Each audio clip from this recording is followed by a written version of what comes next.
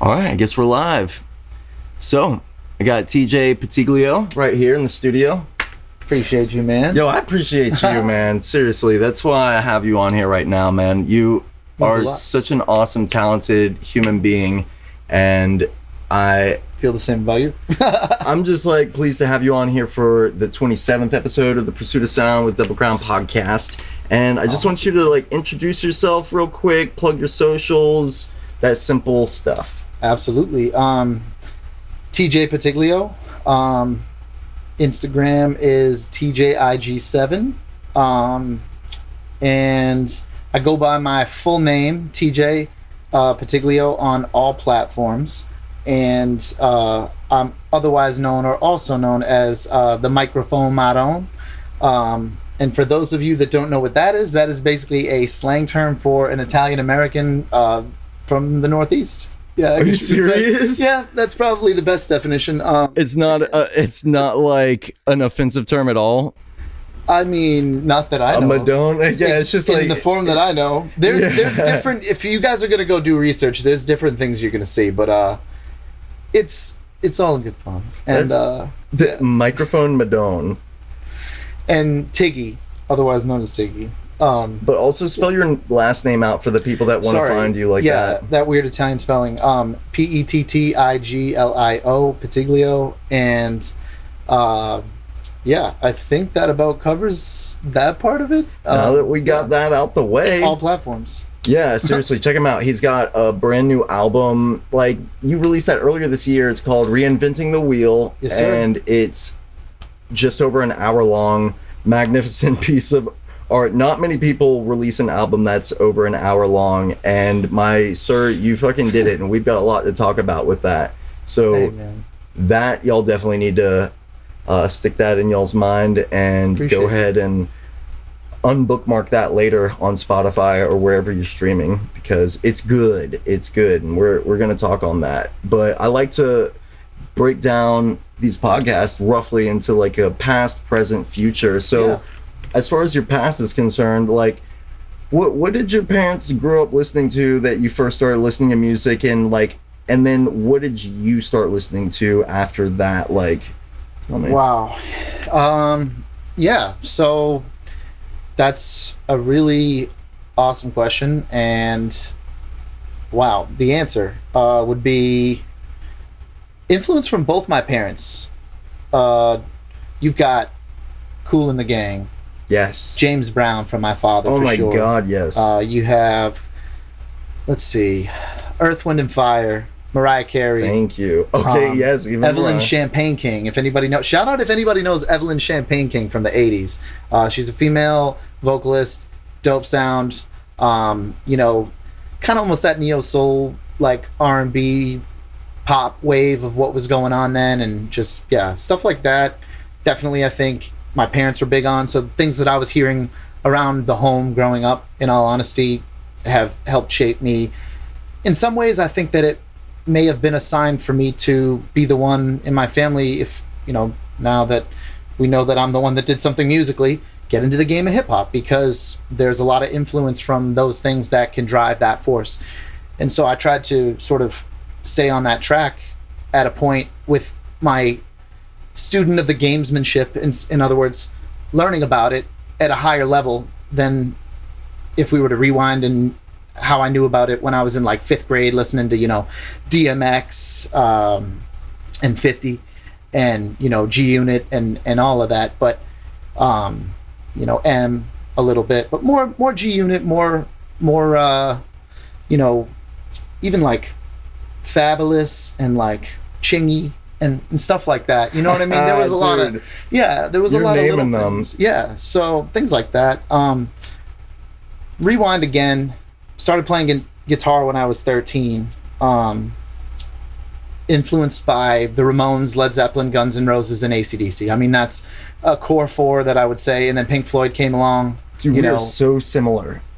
Like, because we're now able to like actually get to know each other more personally, because we met relatively recently, and you know, we are we're discovering these things, and this is kind of tripping me out because like Oh yeah. I started playing guitar at 13. I got my first guitar on my 13th birthday, and I grew up listening to those same exact bands like from my parents' records and stuff, and playing along with them and stuff.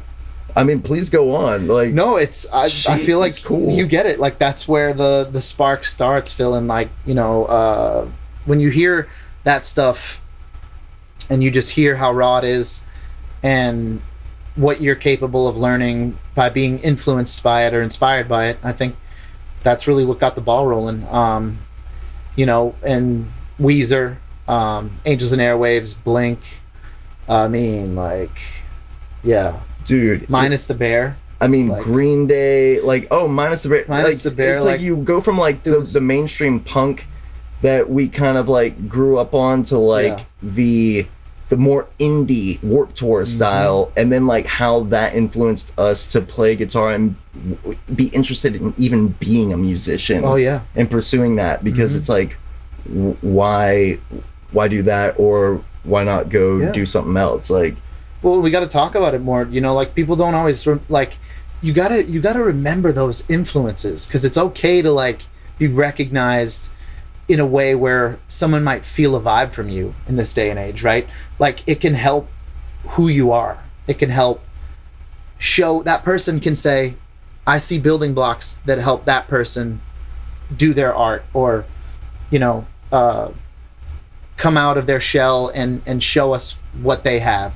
You know, music it's so elastic, and it's like, as much as it's been happening, everybody still has their way about it, and that's the thing about you realizing your style. So let's keep on like divulging the way that you ended up getting to this, because you got to think at this point in time, you're growing up, say like now we're talking about like maybe 15 years old through like 20, where you're like, okay, like, do I take this more seriously? And like, where you were at, you were still in Boston, and like the music that your peers were listening to, and you know, and like where who influenced you to play the guitar specifically? Like what was that before we go on? I was wondering. Wow, I mean, this is probably one of the best interviews I've ever had in my life, dude. So I appreciate you. Like, these questions are like really making me to dig deep and think, because everything helped the key turn, right? Which I think is what you're thinking by asking me these things. Yeah, so, I'm legitimately curious. No, I appreciate you, dude, really. And this it means dude, a lot to hear. Thank you. And dude, this dude, Andrew Barul, that I grew up with. Shout out Andrew Barul. He's probably not going to be watching this, but still. Well, ironically enough, you know, their family are family friends of mine. You know, I'll always say that as, you know, a family that I connected with. And, you know, Andrew and I were in 7th grade, in the same homeroom. And yeah, so we would gotta love it. Yeah, we would flex some, like, you know, Ramones pretty often. What? Like, yeah, that we would always be, and so he was like, yo, I have guitars, dude, just come over. You know, I'd go, my mom would drop me off, I would head over there, and then, you know, before you knew it, you know, Smoke on the Water turned into fucking, like, you know, Blitzkrieg Bop. And then in my band with his brother on bass, we were playing that live. Nope, Bonzo Goes to Bitburg, not Blitzkrieg. My bad. There was a lot of B's in my mind. The other Ramones. Ramones song with like 20 B's that in it. One, but yeah, I grew up. Bonzo Goes to Bitburg. It was a banger for us. It worked really well when we got our second drummer. You really know the Ramones That's all like that. I could say. You really know the Ramones like that. They were. I grew up. That was one of the first, like, not. Like, when you realize what you start listening to, like, independently outside of what you were kind of raised on, and like, that was one of the first bands outside of, like, my parents didn't show me that. Yeah, it's like a friend that shows you, hey, this is the feeling like you get when you think about when you learned about today's the day of the Ramones. Shout that out, because it's been a minute. It'll National always Ramones be with Day me. now. Yeah, exactly. National. So they'd be tickled to hear that. Shout out Ramones, definitely a big influence. But yeah, you know, so ironically enough, I ended up being in a band with Andrew's brother Steve Barul, So that's why I say family, homies. Grew up in the same class, the same grade as Andrew, and Steve was in my sister's a year below, as was our friend Adam Winograd, aka Winnow, who was our keyboard player. And so they both knew my sister, and they'd be around the house all the time. And then we just started making music together with another homie, Alex Mayo, and that formed One Size Fits Most. So One Size Fits Most was the band that I was a part of between the years of 2000 and I want to say about 6 to 9, 7 to 10-ish, depending on the time periods, and then like other things that I was a part of in my hometown community, playing with a few other people, or some of the same and some new. But our original drummer was a friend of mine, Charlie Woodward. Shout out Charlie Woodward. Shout out. Another dude, I know his family. Grew up playing basketball with him. Grew up playing sports with him, and so hell yeah. He was somebody that I would jam with a lot too. And then we brought him in, and it worked out pretty well, because I think at first somebody else's brother was like drumming for us, but we didn't really it wasn't a thing yet, and we needed to do shows, and he wasn't ready to do shows with us. So we were like, we were ready to do some shows. And so what happened was we got, involved with Charlie. Then he was kind of working on some other stuff. And so kind of parted ways very politely. Good dude, no issue there, just separated.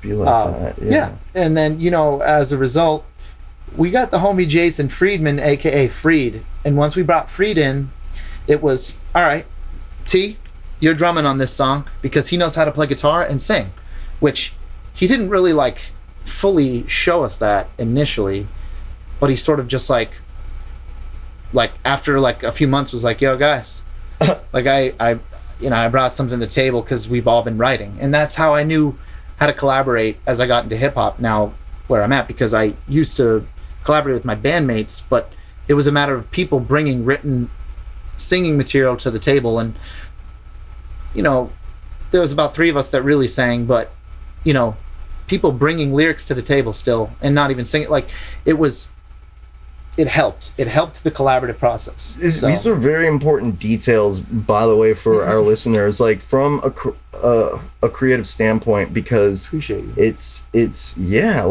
what you're saying is it's invaluable behind dissecting the roots of what makes creatives tick, and what you can bring to the table, even if you don't seemingly play a certain instrument or sing or whatever. I ended up I wrote lyrics for my band, and Deslin, he's in Gods now with me, and he was the singer of our old band, and I wrote lyrics that he ended up singing, that he'll be like, dude, I can't believe you even wrote lyrics and stuff, and hey, try playing this on drums, or hey, this, that, and the third. That's the best. The more that you have that you're able to do, hey, I can play drums, bass, guitar, sing, play keys, etc. Dabble from influence of your peers, and that they're pushing you to do it without we gave each other enough time.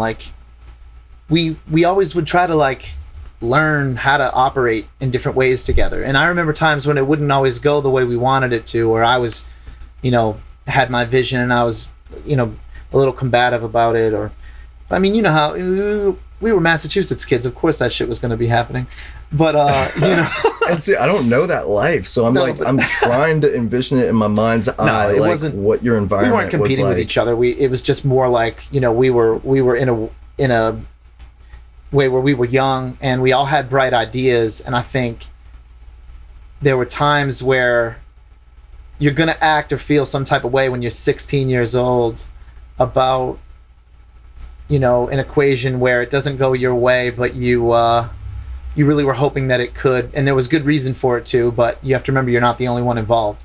And that's what's good about being in a band, and being in it when you're young, so you can fucking learn. And I mean, that's shit that I still haven't learned. And it's like a band is like now, so. It's like a band is like a microcosm of of collaboration. Yeah, you're like, you'll all have to come together to realize this goal. It's almost like a community microcosm, even if that. And so, you know what I'm saying? And like, it's so important in teaching you like what it means to receive criticism and give criticism constructively, Of course. and all that. And it's like, you know, it's crazy because I'm like, I think back to when I like, it's so cool that we both grew up like playing in bands and stuff on guitar, and like our musical career has morphed since then. And I think about like the quality of and ideas. I want to ask you something that about that in a minute, but no, go ahead. Sorry. Just thinking about the quality of ideas back then, and then now what I like, what I think about and apply. And I'm just like, sometimes I just think about that in perspective, like of like how things have changed. Like what did I used to write, you know, and like what am I writing right now? Like this is interesting just to think about for idea iteration in general. But what did you want to ask? No, like, well, just like about like instrumentation, and while we've been on the topic of like, you know, sort of understanding of like what pieces of the puzzle are you bringing? Do you want to be involved in more than one piece? Are you, you know, going to apply yourself that way, or do you have something that you're super passionate about? And like those, either way, those are all good things in music. I don't give a shit if someone can't sing, play drums, and this, that, and like shit. If you're a really gifted singer, if you're a really gifted MC, who cares, right? But like, yeah, you can get equally inspired just off of their talent purely, without them needing to be a multi-instrumentalist or whatever. Right. And then, you know, I think about, you know, where you're kind of at right now, and, you know, you and Deslin, you know, now in a two-piece as gods. And I think, and you know, even see the other footage of, you know, as a three-piece, you being on bass, you know, and now doing some of these songs on guitar, creating new joints that y'all are going to be, you know, pushing forward, which I can say, by the way, ladies and gentlemen, is going to be pure fire. Thank you, good sir. But, yeah, you didn't hear that from me, even though you did. But you're the man. Appreciate you, bro. Likewise. Homie, you're so Feel the true. same about you should. You're so actually genuine. Like I'm realizing this as we get to know each other. Feeling is mutual, you're brother. So cool, honestly. Dude. So cool. It's this guy. I mean, this. I feel like we both knew this was supposed to happen, so we're trying to make it happen here and now. You know. Yeah, so. This is the first podcast in a while, and like I was just like, I just really knew this one would be good, because when we do talk, and like everything that you've said, like even like through Instagram direct messages, like. It's not cliche. Like this is the way that we actually have to like talk. But like, what was the question that you're trying to? Yeah, I was about to say. Sorry, I'm like, and I'm steering us now the wrong direction. You're good. No, like this is like we just talk. This is like us talking. Bullshit. Yeah. So this is what happens when you grow up on the East Coast. Let it be known. So gang shit. The thing is, you are now transitioning into a two-piece as the guitarist in Gods. You have a lot of space to go crazy with your acts. You have Deslin right behind you doing the same. Yeah. The instrumentation is still vivacious. It's awesome. How does it feel transitioning to that? How different is it? What? Tell me all about it. Thanks for asking. That's a good question. I just wonder, because it's complex time signatures.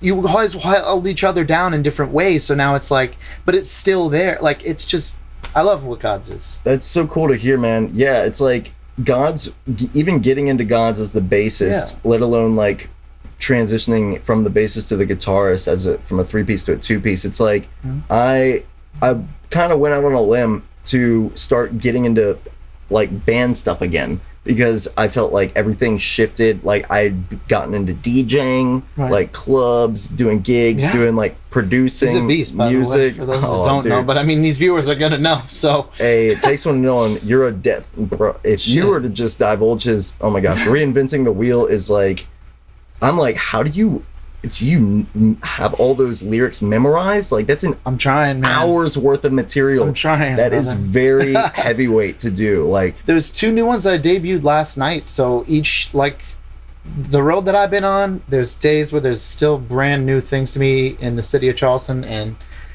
I could not be more grateful for what that is and how it makes me feel. And being in a place that's close to home but away from home, like I say, away from home but not that lost, Palmetto Flag and a couple songs. Haha, did a few more than a few songs. But that's not the joke. In reality, it's more serious than that. And it's that, this place has brought a lot out of me. And that's my way of saying, in Astro Piano, my song on Reinventing the Wheel, that I am not feeling that distant from my home because of how Charleston physically makes me feel and its presence, aside from the palmettos and the weather and all that. But the East Coast historic city feeling and vibe, if you dig deep enough, you can feel the similarities and how a space or a place can operate and within people and culture, and melting pot sides of it too, and lots of special different types of people that can help to influence you, or that you should want to get to know, because you don't know what you're missing. And it's pretty easy to be cultured and apply something to someone else that you might not know. It's just like, you got to just try. And you come off as a cultured individual, because it's like, the more that you travel, it's like the more that you start to realize like these hard to describe things about like intuition on how to operate your life, and like what it means to live somewhere else, and like what it like interacting with people, and like discovering new things and stuff like that. Like there's like America, I feel the vibe within, there's such a diversity, but like, other countries that you go to and stuff, like going to a third world country humbles you super quick, and like teaches you to appreciate the things that we take advantage of so often here in America. Like even just like a free refill, let alone like facts, running water. But like, so yeah, man, like that's like, it's so important to just appreciate the basics of that. And then so it's like, what made you move to Charleston? Like, what, describe that now, because for sure, shift more towards present. Yeah, for sure. So initially a relationship, and that's changed, but I had come here before I moved here, and being here, I got this feeling like, man, this feels like home. Like in the areas that I had been around, I was just like, feeling like, wow, like this just feels like a smaller version of home to me. And I think it's just like the lens that I see spaces that I'm used to being in, like that I have. And I was just like, this is definitely making sense for me. And it makes my energy feel like what it's supposed to, but almost in a healthier way because of the climate and, how that affects your life in a lot of ways, So true. Yeah. Like just growing up, it's like, I think you live kind of a different life when you're in the Northeast like that. And, there's a lot of cold winters. There can be some cold people. Sometimes there can be some, people that'll give you the shirt off their back, but they could be rude to your face too. I mean, it's like, you can't generalize things, like you can't generalize things, but at the same time, like when something is all I think it's important to have so much passion and love about the place that you're from and what made you. And not only that, but, if it's one of those places that people kind of know it as too, then there's going to be a reason for it. And that's what I feel about Boston. Like, I'll say that with pride. And I say it, I'm a privileged person to be able to say that I grew up in a city with all these immigrants, and my grandmother straight off the boat of Italy into, like, if anyone never knew I got a song coming out about my grandmother soon. Shout out Yolanda. It's called Yo Landa. What? So, shout out, man. That's so cool of you, dude. But things like that, I take a lot of pride in. So you'll hear that in my music a lot. And you really do describe a whole lot in your music. It's amazing. You bring it back to like you the way that rap hip hop has shifted here in 2023. It's like even like the lyrical subject matter in and of itself is like where a lot of people will just, you know, be turned on and off, let alone like the instrumentation behind it.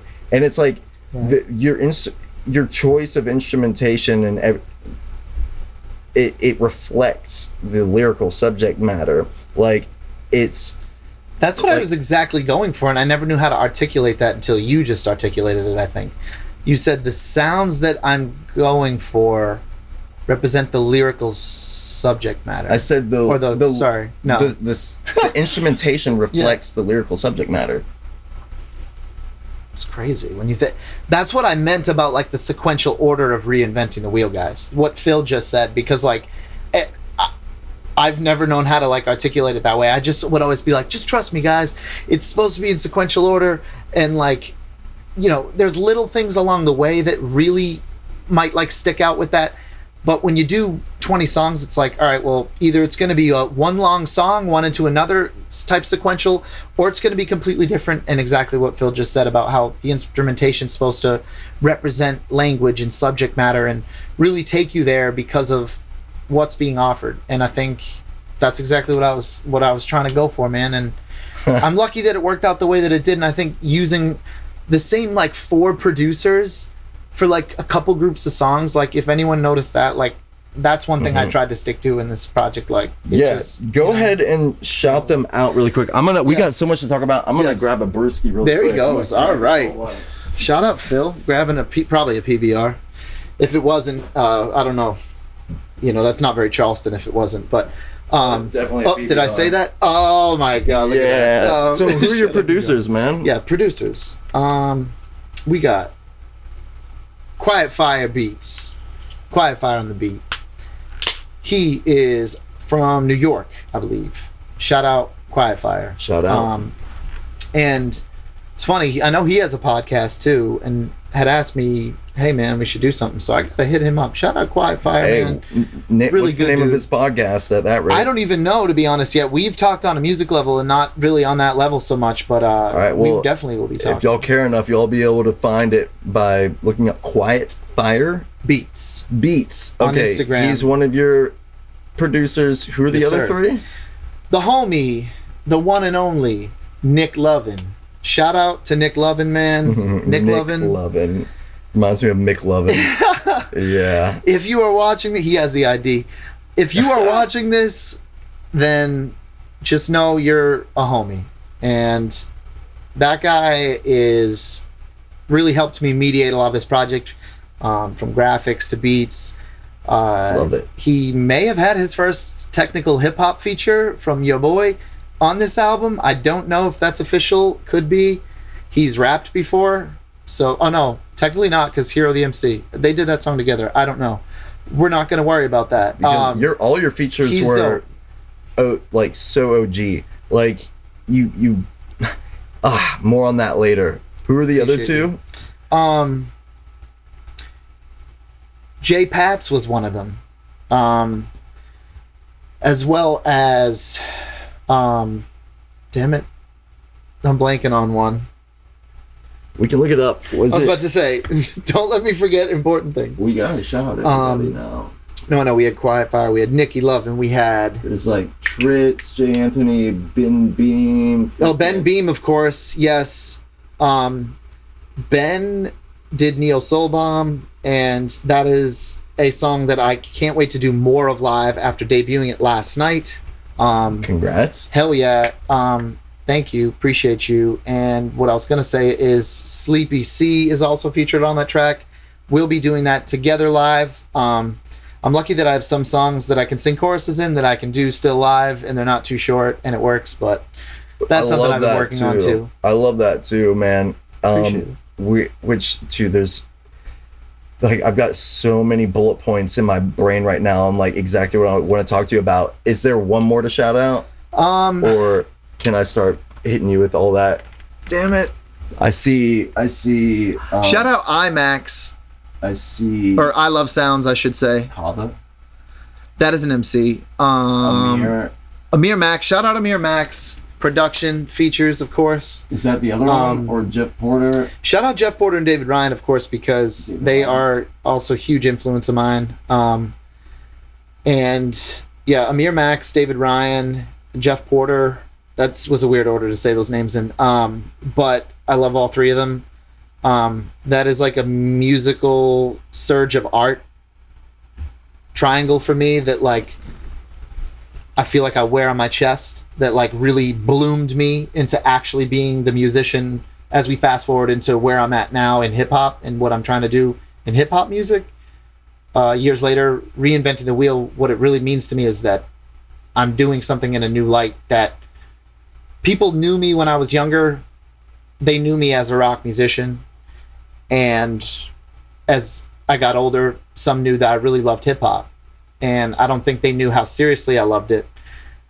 And I don't know if I did either until about a little less than 2 years ago in terms of wanting to create and perform it. And, so yeah, those three right there, Jeff Porter, David Ryan, Amir Max, Hero the MC, for sure. You've really got like, not to interrupt, you've really got like 20 songs. All right, first off, like I said, this Reinventing the Wheel album is an hour long. It's got 20 songs, okay? And then out of 20, like you've got a lot of those are features incorporated. Like where and if it's not one other person collabing on the track with you, it's numerous. Because I was just it could be the producer listed on a couple too. Well, I know, just but so you know. still, But that's equally as credible. And like, so it's what I'm saying is affirming what you were saying about the collaborative nature of it, and just like what that means in order for you to bloom, and why you have the incentive to collaborate initially. I love collaborating. That's the thing that it's like growing up being in bands, like now we know that we both did. It's a very integral part to the music community and for your local music scene. Like the fact that I even do this podcast and bring on musicians to talk about pump them up, let's talk about what you're doing. Let's give people a look behind the curtain on what we would talk about anyway. That's what I was about to say. You know what I mean? Just and like chopping it the fuck up. It's such a good way to like. I'm such a inquisitive person as it is. It just made sense to like big time artist energy. Yo, huge, bro. I love like your loves attention. Just wakes up, loves it, dude. Loves the shit. Can't stop him. It's just that's the thing. Oh my gosh, we all have our days. Don't get me wrong. Like, but you're a batter's box homie, bro. You're like It's well, you know what? Stop it. Because like, as much as you think that, it's like I have different expectations for even myself. Like, this is something interesting that don't get me wrong, it doesn't get me down anymore. No, I'm just playing. But like, I try to put things into perspective sometimes. Like, you can't help but think about certain things. And the thing that I'm about to describe is that I have the same exact birthday and year as somebody else that has it's in the music industry that you have heard of, that has already made a huge success for themselves. God damn. And literally, you wouldn't be able to guess it. And it's I want to know though. Am I allowed I'll just give you one guess just to be. Or should you give me hints and then I'll try to get it? Do you think I'm pop music, and they were younger when they blew up? Justin Bieber. No, dumbest, most straightforward thing I could say off rip. Let's try that again. It's a good guess. That's actually a good guess. Come on, see. One more time. You're not going to be able to guess it. Let me tell you. Give me a hint. It's more Disney Channel. Okay, Hannah Montana. No, but it's a guy. It's a guy. In a young pop brotherhood group. Oh, Aaron Carter. No, they were 3-piece of brothers that made teeny bop music on Disney Channel. 98 Degrees. No. Fuck. Newer than that. It's the Jonas Brothers. How did I? So I should have been able I have to the get same that. birthday and year as Joe Jonas. Okay. And it's like, So he's So you're about to blow up. yo, no, it's so funny. He's 33 as well, going on 34 August. Sheesh. We were born on August 15th, 89.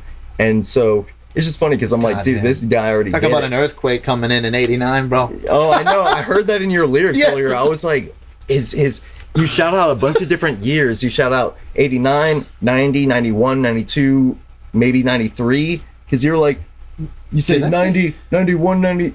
91, 92 is a song, but I do shout out 89. I thought when you shouted out like 3 or 4 different years in like one line. Yeah. Like 90 through 94 or what? I can't because I listened to so much. 91, 92. That's probably what you're thinking of. Yeah. That's a song that I have with Jeff Porter. And he was born in 92. Your boy was born in 91. And like we always say, one number doesn't come after the other. They come in next to each other, which is like you see it in writing. Yes, sequentially. 91, exactly. They're And boom. so they're that's side what by it was. side. That's what and it that's was. what it is. Shout out JP. Yo, Messy J on that. so funny, man. We gotta put some respect on these years, dog. Like the kids these days, man. They don't understand. They don't make them like that anymore. That's Yo, the they thing. don't make them like that. this no more. Oh my gosh. No, it's That'd be a good it is screen really interesting grab. though. Like we should Us pointing thumbs at each other, that should be the screen grab. right, for the- literally. for the Yo, thumbnail. this fucking guy. No, If but we really break it down, like you and I should be like waking up more and like really absorbing where we're at in the universe right now and thinking, oh, okay, wait a minute. Where we were born in this universe at the time period, breaking into the 90s, right? 89, 91. Fuck. Like, we might be that special and unique because of simply that. Like, and that's what and I don't say that like I'm not trying to say it like, hey, I'm a conceited dude. I'm so cool because what, no, it's just like these, when that's I what I'm think saying. about These kids these days, it's like they people don't in 97, realize 98. They, I they think the didn't same live thing. through the That's a special- transition. it's like Because we experienced the transition between like not even the internet existing Yeah. to it existing and being evolving to a point where a child is born with an iPad in their hand. yeah, in 3-year periods we can think of it. Like 89 to Yo. 92, you know what I mean? Like, right? like when we were growing up, like 97 you to were 2000, lucky, you were like, lucky to have a that's- cell phone or even like Yeah. internet connection, depending on like what it is. Man, like dial up, like the way internet used to be, Bro. and like the kids these days are now like hacking. some AOL shit I remember. The kids, yeah, dude, I know the I dial remember my tone. Like, aunt sounds. "Ooh, wee, ah, when you're signing onto the internet and can't pick up the phone at the same time. Your hearing goes. No, but these kids these days are like the kids that were born like are now okay.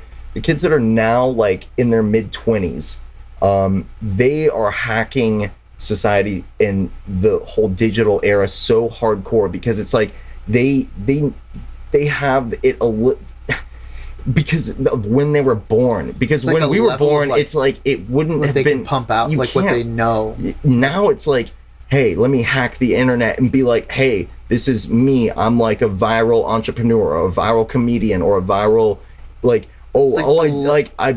I'm not used to needing to feel like I gotta post a fucking reel a day of me doing something and it's like all like prim and prop. Like no, like we're more OG to the point where it's like it's Especially like the hip hop game, Dude. like no cat. Like I'm just gonna say right now, like it's nothing against anyone at all, like whatsoever, because everyone does it, which is why the fuck I'm saying it.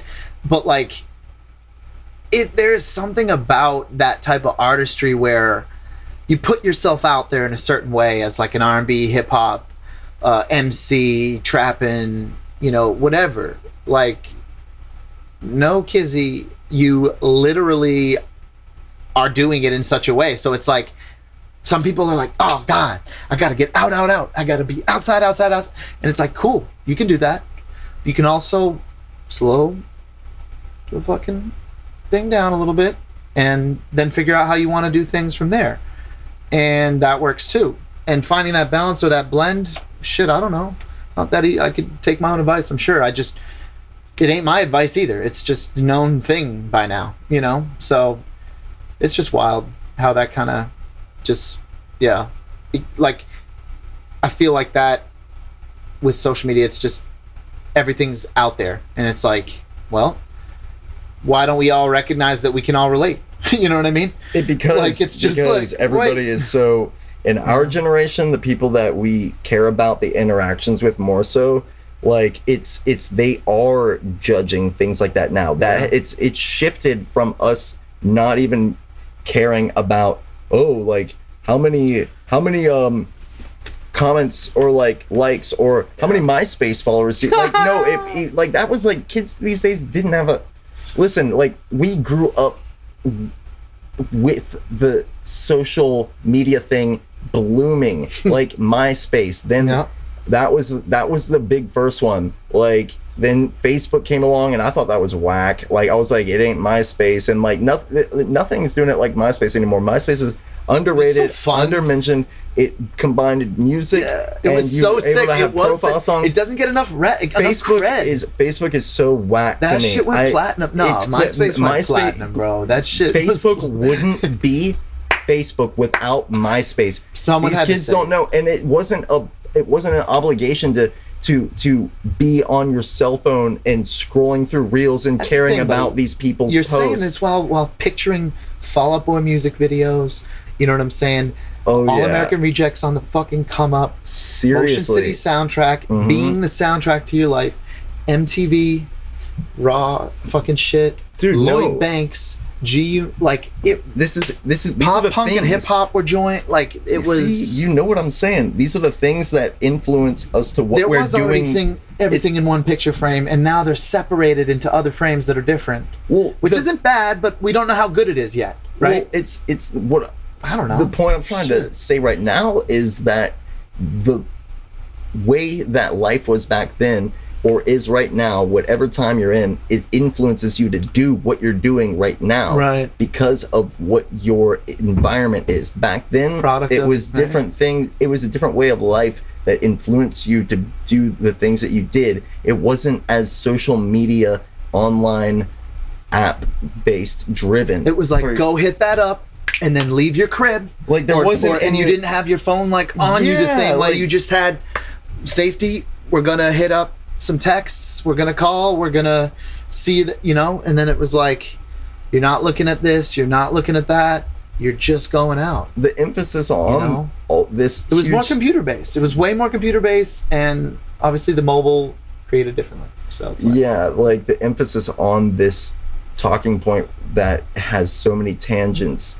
Is like the transition that we experienced in our age, that like it's a different, when they're the same age as us, they're experiencing a different thing at that age from society and life. It's so, you got to think about it like so philosophically, and like anyways, it's like now we just have to embrace where we're at, and like that's what I've been trying to come to the terms of. It's like you have to be your own marketer now, and like you can build your own website, you can do merch, you're responsible for all these things as an independent artist, and like you take these on, and the people that start to rise to the top of, you know, like how you played shows, you know, from being in bands to now as a hip hop artist, like what a interesting metamorphosis, like, because like, you know, you think about people's music career and like the way it morphs, like and anyways, like, so you now, like, I saw a post with you were playing guitar, so like you're still playing guitar. So Scotty and I, you know, shout out Acid Hawk, shout out Scotty and Dev. Serious shout out, Acid Hawk, 100-watt studios. Glow in the dark, get your glow in the darks today. God damn. So that's the band. Not to interrupt you, but Acid Hawk is the band that runs. Lights go out, this shit's shining. It's Glow in the Dark Inc. It's a dank shirt. Y'all go listen to Acid Hawk. They're a 2-piece, and they also run 100-watt studios. And 100-watt studios is where he recorded the album Reinventing the Wheel. Go on. No, all I was gonna say is, like, you know, so on tracks like, I told Scotty, I'm like, I'm gonna have to use the SG for something, because that thing's sitting there, it's looking dead sexy, and I have just the song for it. And I told Amir Max, I said, I want to, you know, snag this beat from you. I'd like to use it as an interlude track, instrumentally for the most part, with a little vocal flair here and there, I decided to do an a cappella cover, so to speak, of like part of a song by this band called Brass Tracks. Ooh. With Tori Kelly singing. So that's a Tori Kelly vocal that I'm like not trying to mimic, but just singing like a falsetto boy. But I had fun with that, doing that as the like hard intro to the really hard in piano of Amir Max's production On Our Way, which was titled just that when he gave it to me. We used it as the Still Life, which is the opening lyrical cover, like I was talking about. For those of you that might have heard me sing that a cappella, that wasn't lyrics created by me, just, excuse me for the record, Brass Tracks and Tori Kelly, shout out. But again, sorry, I'm slow. That vocal into On Our Way, the instrumental, played guitar at the end of that song, and also played guitar in Tell You More, and did a bass line for Neo Soul Bomb, so added that to Ben Beam's beat. And so those were all great things. Those were all things that I had support of 100 Watt, and just tried to really have a good time with. And being able to kind of like I pick up guitars, it's just like I've been kind of focused on my MC skills, so sometimes I'm like, I need to focus more on that. And like guitar has I have enough of it under my belt where I can access it, which is good. But I also don't like to steer away from it too much either, because if I do, then it won't feel the same. So finding those two balances are what I'm working on, and knowing what I can already put out there into the world. If somebody wanted to see me at, Chico Feo one night, and they were like, hey T, well, you think you want to do some guitar tonight? And I'd say, yeah, sure. And I'd do 4 songs from the album that I could strip down, play acoustically, like On Our Way. I'm sorry, not On Our Way. Like Why You Only, or Tell You More, or If Heaven Had a Phone. Songs like that. So I'm looking to do more of that in Charleston too. And, a lot of inspiration behind that. I mean, I feed into it while I'm focused on something else. So I'm trying to join those forces. Yeah, they really cross-pollinate as... It's beautiful here. As those who, play guitar and also do vocals would know. Like, it's you can't have really one without the other. And so the fact that, like, that's like the singer-songwriter, like, sort of potion. It's like, hey, if you can do both, that's so much better. And people love that too. I love it. Like, where it's like somebody can play guitar while they're singing and they wrote it. Like, that's the jam, dog. Like, literally, you know what I'm saying? Like, it's music has strayed from its roots so far, but now to the point where it's like, if you are able to demonstrate like the organic nature of what music first meant, then there's so much more value to you, because you still know what is up, versus like people like because going from being in a band and playing songs that I wrote with other people that took a lot of work and recording process and promotion, all that stuff, to just making, or to just even say as a DJ, which I became, right? Which I became, where it's like, you just play other people's music, and it to somebody in a band, I feel like a DJ is just like blasphemy, damn near, like, where it's just like, oh, all you do is press play on like these tracks that other people wrote, and you take credit for it, and you just sit there and you're just like, hey, like, look, mom, I press play. Well, that's why I feel like someone like you, though, you just have such a high level musical lens that, like, I just know you're that awesome that you don't even give it. You like seeing music in the universe creating fucking enjoyment for people, and you're going to be a part of it in whatever way that you can, because you already know how to apply yourself. So I take notes, bro, from someone like you. There's people in the community like this that just have that, and it's amazing to me in Charleston. It's amazing. Well, like, I just, I don't know what else to say. Like I'm infinitely appreciative of your super kind words, good sir. Seriously, like Same to you, man. Feelings you mutual. you pump me up the most. It's we all need I'm that. like I'm like, who, like, God blessed you with good experiences that made you a very Try to bring the energy. very supportive individual, because like I want to do so many things, but it's like it's tough when you've got like when you create such a workload for yourself, and it's like, oh my gosh, like I could be doing all these things, and like it gets tough to like keep up with the world of social media, and like, but you do it, dude, bro. You literally, I don't know how, you are the beast, you are the machine. Let me go on, because it's like TJ, not only like you exemplify a prodigious effort at every level. Like, your album is not just like, it's not like just willy-nilly recorded, it's well recorded. Not only that, it's not just an EP, it's a full length. Not only that, it's 20 songs with over an hour long time duration. Felt like it was my shot for, like, you know, just to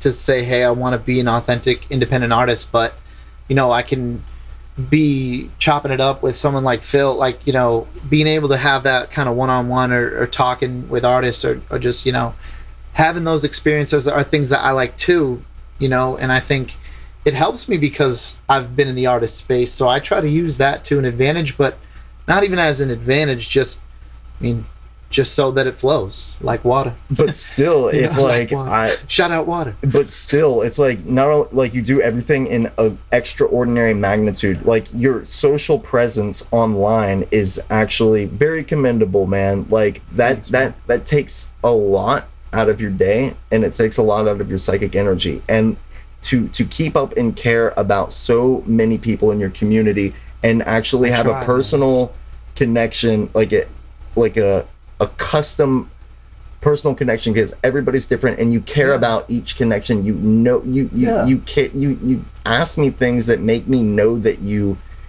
have such a deep level of care and wonder and curiosity about like everything, because it's like that is the thing that is like makes somebody so much more just amazing, like in just true regard. And so it's like, I don't know how you do it. I don't know if you really know, like, all those 20 songs. I'm like, dude, do you have all those lyrics memorized? Like, you go out of your way to post so many like things on your story every day to show that you care, with like individualized like shout outs and stuff, like because it's like you have to meet so many people to actually like, it's a big community at home that's helped me drive that too. And like, you know, being like, you know, a fan of Bars Over Bars, being part of the team, you know, trying to perform at shows, you know, that happened all really quick for me since November of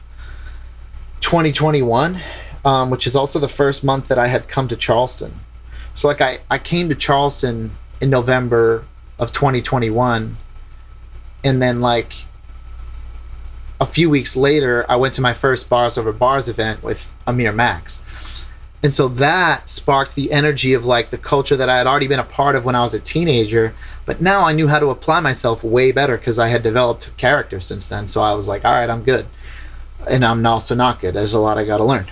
And I dove in, and I'm like, yo, fucking, I got to go to more shows. I got to know some people.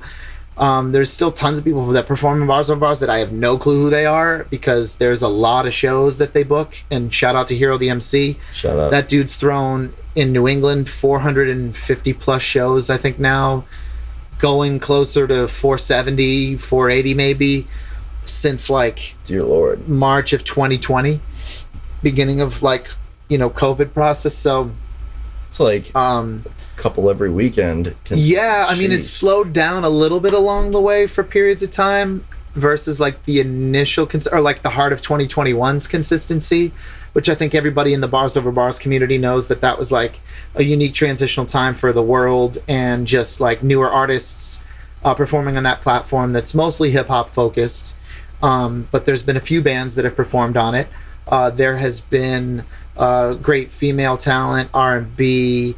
There has been guitar, singer-songwriters. So Hero the MC's built something that is enhancing live performance in the city of Boston as like a meeting area, so to speak, but a lot of shows north and south in New England, and on the north and south shores of Massachusetts. So that definitely helped me to develop a sense of community with music again and again, in a reinventing the wheel kind of way, where it was like, shit, this is solely the hip-hop community that, if I hadn't gone to the show with Amir Max that night, to be like, bro, I gotta see you get on the mic, man. I've been to like a hip-hop show or like a local show like that since I was young, man. And like, before you knew it, it was like, damn, like, so there's some cats up there that can spit. Lo and behold, who else do I meet that night that's performing at this small like studio that had a room upstairs, no finished drywall? Jeff Porter, David Ryan, Amir Max. Like, just shout out A&S Studios, not to criticize. I thought it was dope, but I had never been anywhere like that. I'm just going back to the feeling of like, I had never been into like a studio deep in the South Shore that like, that's like that is a dope spot to rent. That's like, how you know it's like. Well, yeah, I knew what it was. Like, I just was like, oh, warehouse damn. venues, like things that are This grungy. is what I've been missing for like 10 years of like not being in the music scene or doing shit like through most of my 20s. Like, I wasn't like beginning of my 20s, end of my 20s, I was doing music again. And along the way, I'd play guitar here and there for fun, but it was like, I didn't really like commit to doing things that much. So it's like, again, reinventing the wheel. Damn. That's so, dude, oh my gosh, we're about to, yeah. I need to take a hot second break. Ibanez Gang. Yeah. 2 words. Say them. Yeah, the Ibanez Gang. Ibanez Gang. Yeah. He's electric. He's got the bass. I've got the electric buddy at home. Yeah, dude. Ibanez gone. That he's talking about the Ibanez 5-string bass that I have on my wall, and yeah, I got that off Craigslist like so dope years ago, and thanks, dude. Full scale. And it looks like it, yeah. At that point when I bought that, like at a Harris Teeter parking lot, like I said, from Craigslist, it was like, I didn't even realize, like, I was like 5-string bass, like, should I? Because like, all I knew was 4-string basses, but now, like, so I kind of just like went out on a random limb to get the 5-string, and that it was like the extra string was like the lower, and not like a higher string. Like, it gives you, now I can't think about bass without that string involved. Like, I would never want to play a 4-string bass. Right. I was gonna say, I feel like that I could imagine that. While I've never really playing a 5-string, just like I would definitely see that. It's just once you're used to it, you want that. You want a little more melody. You want more options. You want, for me personally, it's like, I want lower. I want that more meaty, like, because like that, like, it brings more of a sub bass feel to. It's like Scotty loves the low end instrumentation. Yeah, dude, like, you can hit notes like, there's some low end homies out there. Yup. If anybody, I fuck with it. Like, don't get me wrong, I've got nothing against 4-string basses, but all of them should have that low of a gauge. The B string tone is projection and resonation from your instrument that has to do with its characteristics too, like strings that aren't just the instrument itself, the body, you know what I mean? I always think that's cool because that creates so much different opportunity for different things. And like, you realize that when you kind of just like grow up playing an instrument like guitar, because there's always nerd shit to talk about and learn, and I know bass too, man. Speaking of, I kind of like secretly wanted a maple fretboard for a while, and every single guitar I've owned has never had a maple fretboard. They've all been like rosewood. I've had both at different points, but I feel you. I do. Because I like maple a lot. I feel like people like maple is just more like country and like just like, I don't know, man. Like, there's something about rosewood organic. That's like the warmer tone of guitar that like it's more like rock and roll and like metal basses. Like you people don't really like think about seemingly the wood and the nature of how that describes the tone that you're hearing when you play that guitar. Oh, precisely. But That's such a cool dude. We could talk about anything, and like what? Just While I no was taking, ceilings, brother. while I was taking a leak, I was like, what's something what's something different that we can do on this podcast? Because I was like, I checked the timestamp, Right. we're about an Sure. hour, and we could go another hour easy. Because Shit. I got nothing else We're fucking planned for chilling. today, and so yeah, basically one thing I was like, what's something that we could surprise each other with and surprise our audience with Yeah. is Sorry, I got something in my eye. Fuck. surprise questions. Yes. Like where we just ask each other back and forth Oh fuck yeah. like chess moves, like just some random questions. Yeah. Like fuck, like have you ever broken a bone, or like Shit. No. what's a question for me? Question. It's like random. For And it could be you. funny. Okay. I'll try to think of some funny ones while you're thinking. Can I do a music one first? Because I Yeah, had of one in mind. course. Okay, got you. But I can do funny ones too. Don't worry. Yeah. Well, I could try. Let's see. If you had to choose one, Skyflower or Slug Mansion, and why?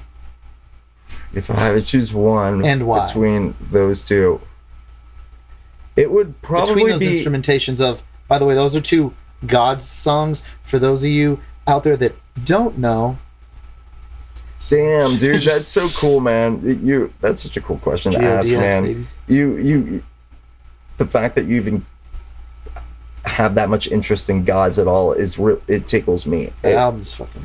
Thank you so Unbelievable. much, yo. His album is unbelievable. Still Appreciate more you, on that man. later, because like your taste in everything is just so. I'm so ready to talk about it. Still, Appreciate you, dog. it's like I feel like we're still warming up even at an hour in. Right. But between Skyflower and Slug Mansion, I am gonna choose right now Skyflower, because I like the chill nature of it, and I like how it also gets a little bit more amped up, and Yeah. like the way that I am able to, like, what I like to do for live is shoot for doing something even maybe like a little bit different and new from what people are used to hearing on the record. Yeah. So it's like, okay, word, you're used to hearing like this verse riffs being played like this, and I'm gonna expound upon that a little bit. Like there's more opportunity for that in Skyflower than Slug Mansion, I believe. Yeah. And the overall just thing about it, like Slug Mansion, the thing I have with that one is that it just seems I try to spice it up as much as possible, because I didn't write those guitar parts. Like I had to inherit and learn Right. those guitar parts, and so it's like I love them, but like at the same time it's like I feel like I want to make it less I don't even know how to say this without, like, I don't want to offend Chris at all, because I love Chris and he wrote the album perfectly. Yeah. And I've got no complaints with it. But when I start to, like, the way that I am personally, I get bored maybe easily. I'm diagnosed ADHD. And so it's like, I'm not even like I know this about me. Like I am. Like I just, even if I really try not to be, I still am. And I get bored. You can't try not to be, bro. Yo, Trust it's like, me. it's not like, I'm not making it up. Like I'm so ADHD. It's not Love even this funny. fucking guy. So it's No, like, yeah. I love this guy. So, I feel you. so I try to spice things up, because like the riffs in that one, I feel like it just, they start to get stale. Like, because I'm playing the same In Skyflower, thing. you said? No, in Slug in Mansion Slug. versus Skyflower. Like, because it's like, I feel like Skyflower does more switch ups and keeps your attention Yes. engaged more Right. throughout the composition. Well, it's funny you say that, though, because I see what you mean from, like, a technical standpoint, because I actually agree with that. But for me, what gets me going more with transitional creativity is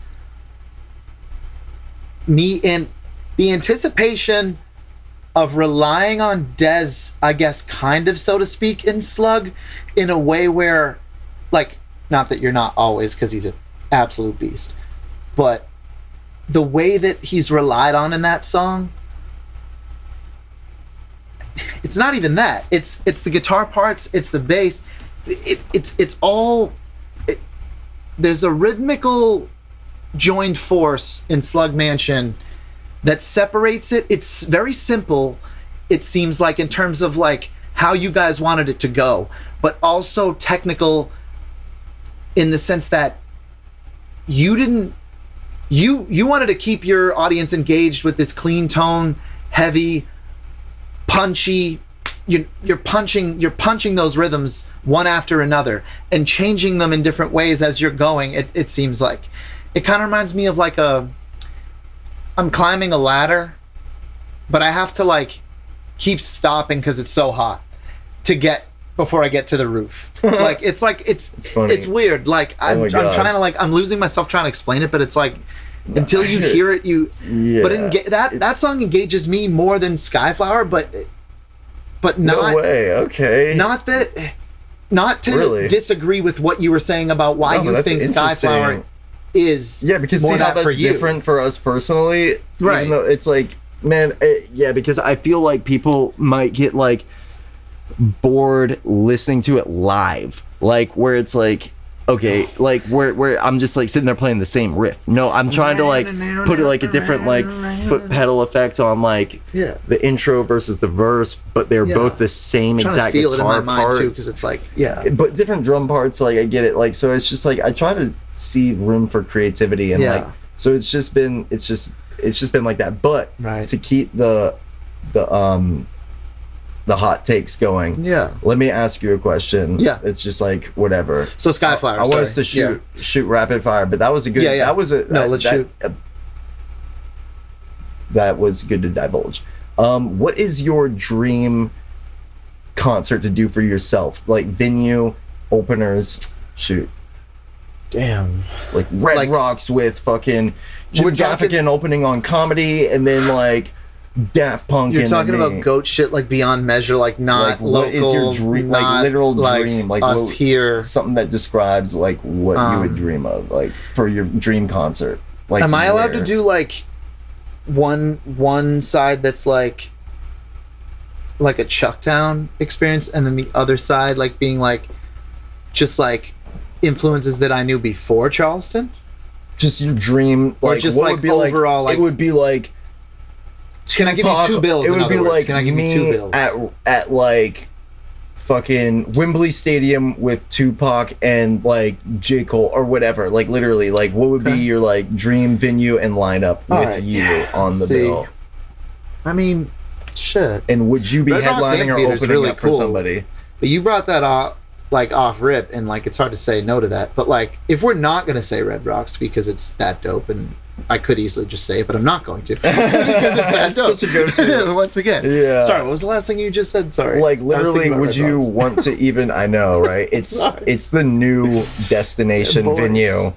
Everybody's doing it, even comedians. But yeah, like even if you were to be able to open for somebody, or if those people could even like Blink-182 and Maroon 5 are going to open for me at the Verizon Wireless Amphitheater or whatever, like, or I'm going to open for somebody, like, describe it, like, I'm curious. I guess like opening for like like a historic line, like a dream, like picture perfect, like fairy tale, like which like something that makes sense to you, like you and your homies opening up for Earth, Wind and Fire, or like even like a fucking or like opening up for like fucking G-Unit. Like I would say like being the opener for a bill that was like with like James Brown, right? Oh shit. Fucking go on. Like go off, dude. Aretha Franklin, James Brown, fucking. Now this is gonna go in a weird direction. Trying to get you thinking. Yeah, no, yes, you're doing just that. We're gonna go with James Brown as the headliner, right? Because I mean, like everyone else would know that's on the lineup so far in my head. Sick ass start. Go on. So like Jeru the Damager from Brooklyn, New York. Shout out. I don't know him, but go on. He is an underground homie from the 90s in New York that kind of shaped the movement with like Gangstar, and for those that don't know him, or like yeah, he was kind of with the Gangstar crew. Damn, you keeping it underground, but who DJ else? Premier.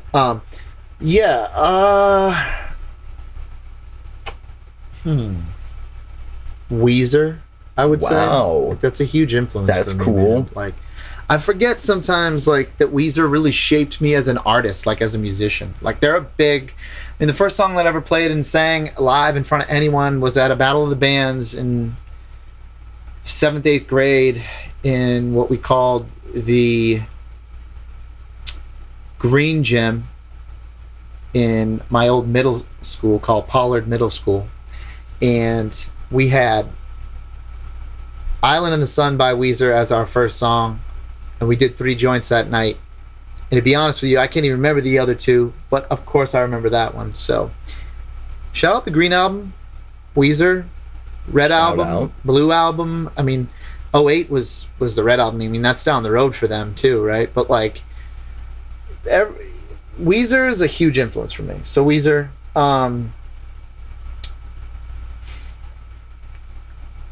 okay.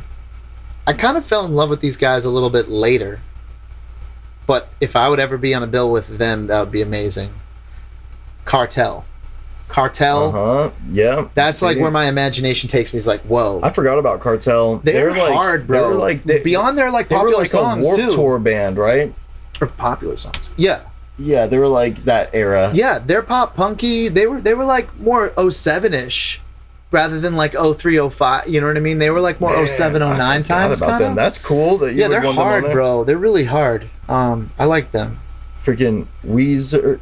Cartel, that dude that Weezer, I forget his name. Jeru the Damager in the space of hip hop, so classic. James Brown. Yeah, like 1 or 2 more. It could be like, let's see.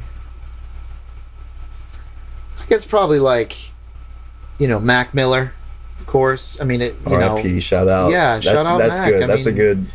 Yeah, I actually made a list. You're putting OGs earlier. on your lineup. Well, it's funny. Dog. I have like a name or 2. Oh, Atmosphere. I didn't even need to look. Atmosphere. Yeah, Atmosphere. Yeah, they're like that hip hop duo that does like they're like over interesting music. Yes. Okay. They have influenced me a lot, and I'm starting to notice that the more that I like perform. I thought about it since last night, and I was like, I listened again this morning and was like, wait a sec. They have more of an influence on me with my delivery than I think I realized. And I slept on that because of the other things that I've been thinking about. And I was like, that's cool. Can't forget about that within the last 10 years. Odd Future. Gotta love those realizations. Of course. Left Brain is huge. Left Brain and Haji Beats. Left Brain and Haji Beats I saw in Alston, Massachusetts in 2013. From Odd Future, Wolfgang, Kill 'Em All. That was one of the best shows that I've ever been to. They came fucking in that bitch super late, and they were wearing Burger King crowns because there's one down the street. Oh my god. And my father grew up like 10 minutes from there. Brighton Music Hall is a dope venue. I think back then it was still yeah, because it transitioned at a point, but I think it was Brighton Music Hall. But yeah, crazy. Unbelievable. Love to play there someday. Shit, I'd love for that show to be at Brighton. There you go. You asked where I wanted it. Brighton Music Hall. I was fucking steering us off again. In Massachusetts? Yes, sir. Boston. That's part of Boston. You said it's Boston. It's not Boston. Buddy, it's the city of Boston. No, I meant like the dialect. It's Boston. No, I was just fucking around. Is it Boston? I was like saying Boston in like a New York accent. How would you say it if you're from Boston? Boston. Like how? Boston. Just city of Boston. The city of Boston. Boston. No, that's so you have such an undialected pronunciation of that one. No, you're avoiding it. It's Boston.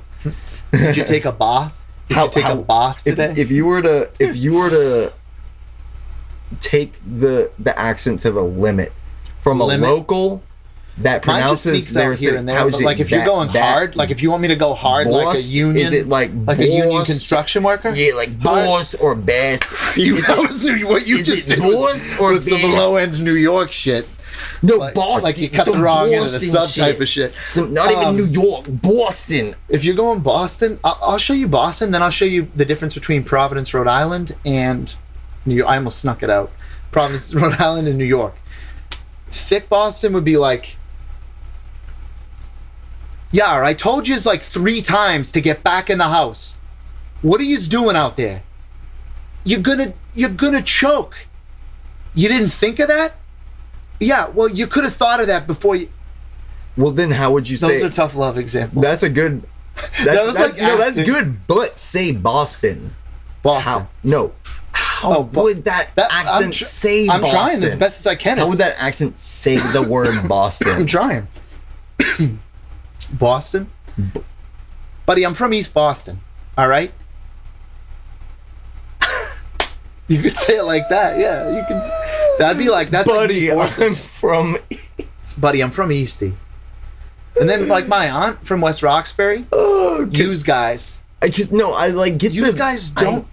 I get like the generalities of the Northeast, but like Boston is such like a sub genre of dialect that I was trying to understand. Like, if we had my aunt Angie on the podcast right now, you'd hear what real Boston authenticity sounds like naturally. Because the way that y'all would pronounce y'all's vowels is like what I'm trying to understand about like like being able to impersonate and like do that. No, I love it. Like, dude. is it bad? Like, because I don't know why I want to go. It's a longer like, A. It's like, like a I'm a like lamb, like Boston. Like, oh, did you take a bath today? Shout out Oak Loanstagram. He's okay. I need to tap you in with Oak Loan. Actually, that'll be a dope interview someday. Why? He is a Boston MC, and he is a union construction worker, and also, as far as I know, he's union, and excuse me, also has social media presence that he does his shorts as 5 things you might hear on a Boston construction site, and that will allow you to understand what the authenticity brings with unique transitions and words and phrases, and just like how he goes off the top with it shows you that he's an MC, first of all, but second of all, just shows you the authentic presence that he has. That's like a good thing for you to hear. So I'm going to connect you with that too. Shout out Oak Loan. Shout out. Dope rapper. So what's a quirky question you have for me? Quirky question. Would you say, like, let's see, like, what do you,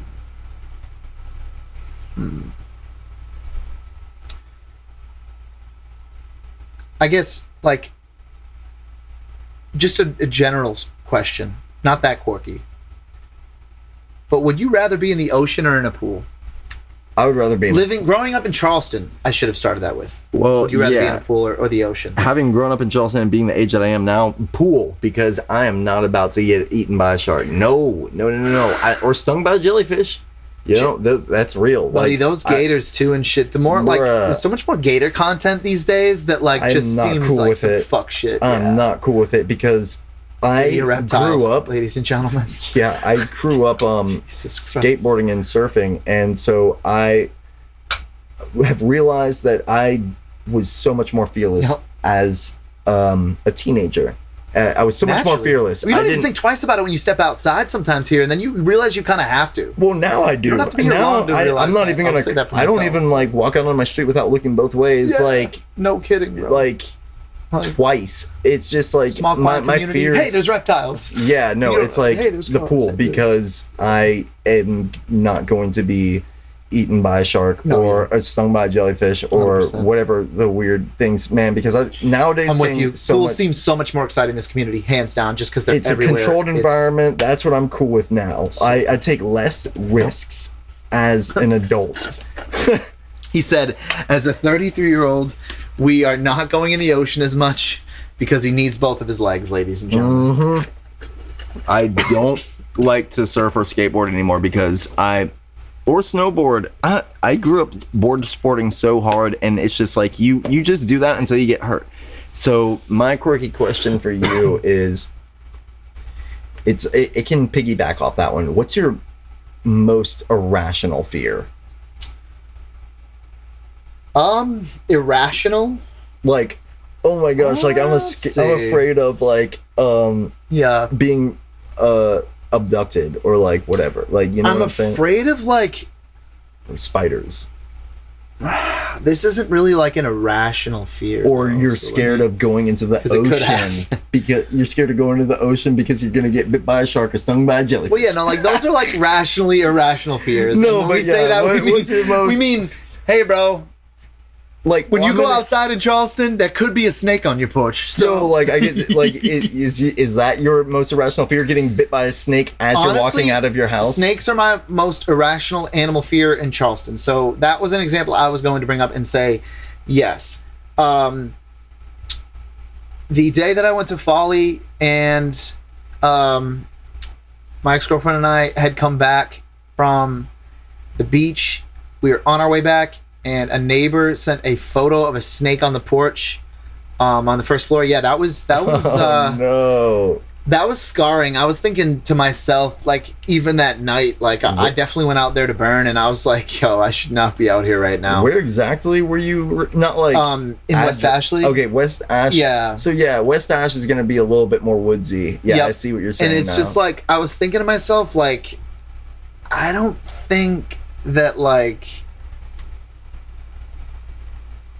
I think there's going to be a time where, like, I run into a snake in front of me somewhere without me noticing when I step out somewhere. I'm really trying not to allow that to happen. Oh my God. So is it like, first thing you like, before you even walk out of the door, is it like you open up the door and then you're like, I'm going to look real quick just to like, I'm a 180 degree view this really quick, so I'm making sure that I'm not gonna get bitten by a snake real quick. Well, is that yes? Excuse me.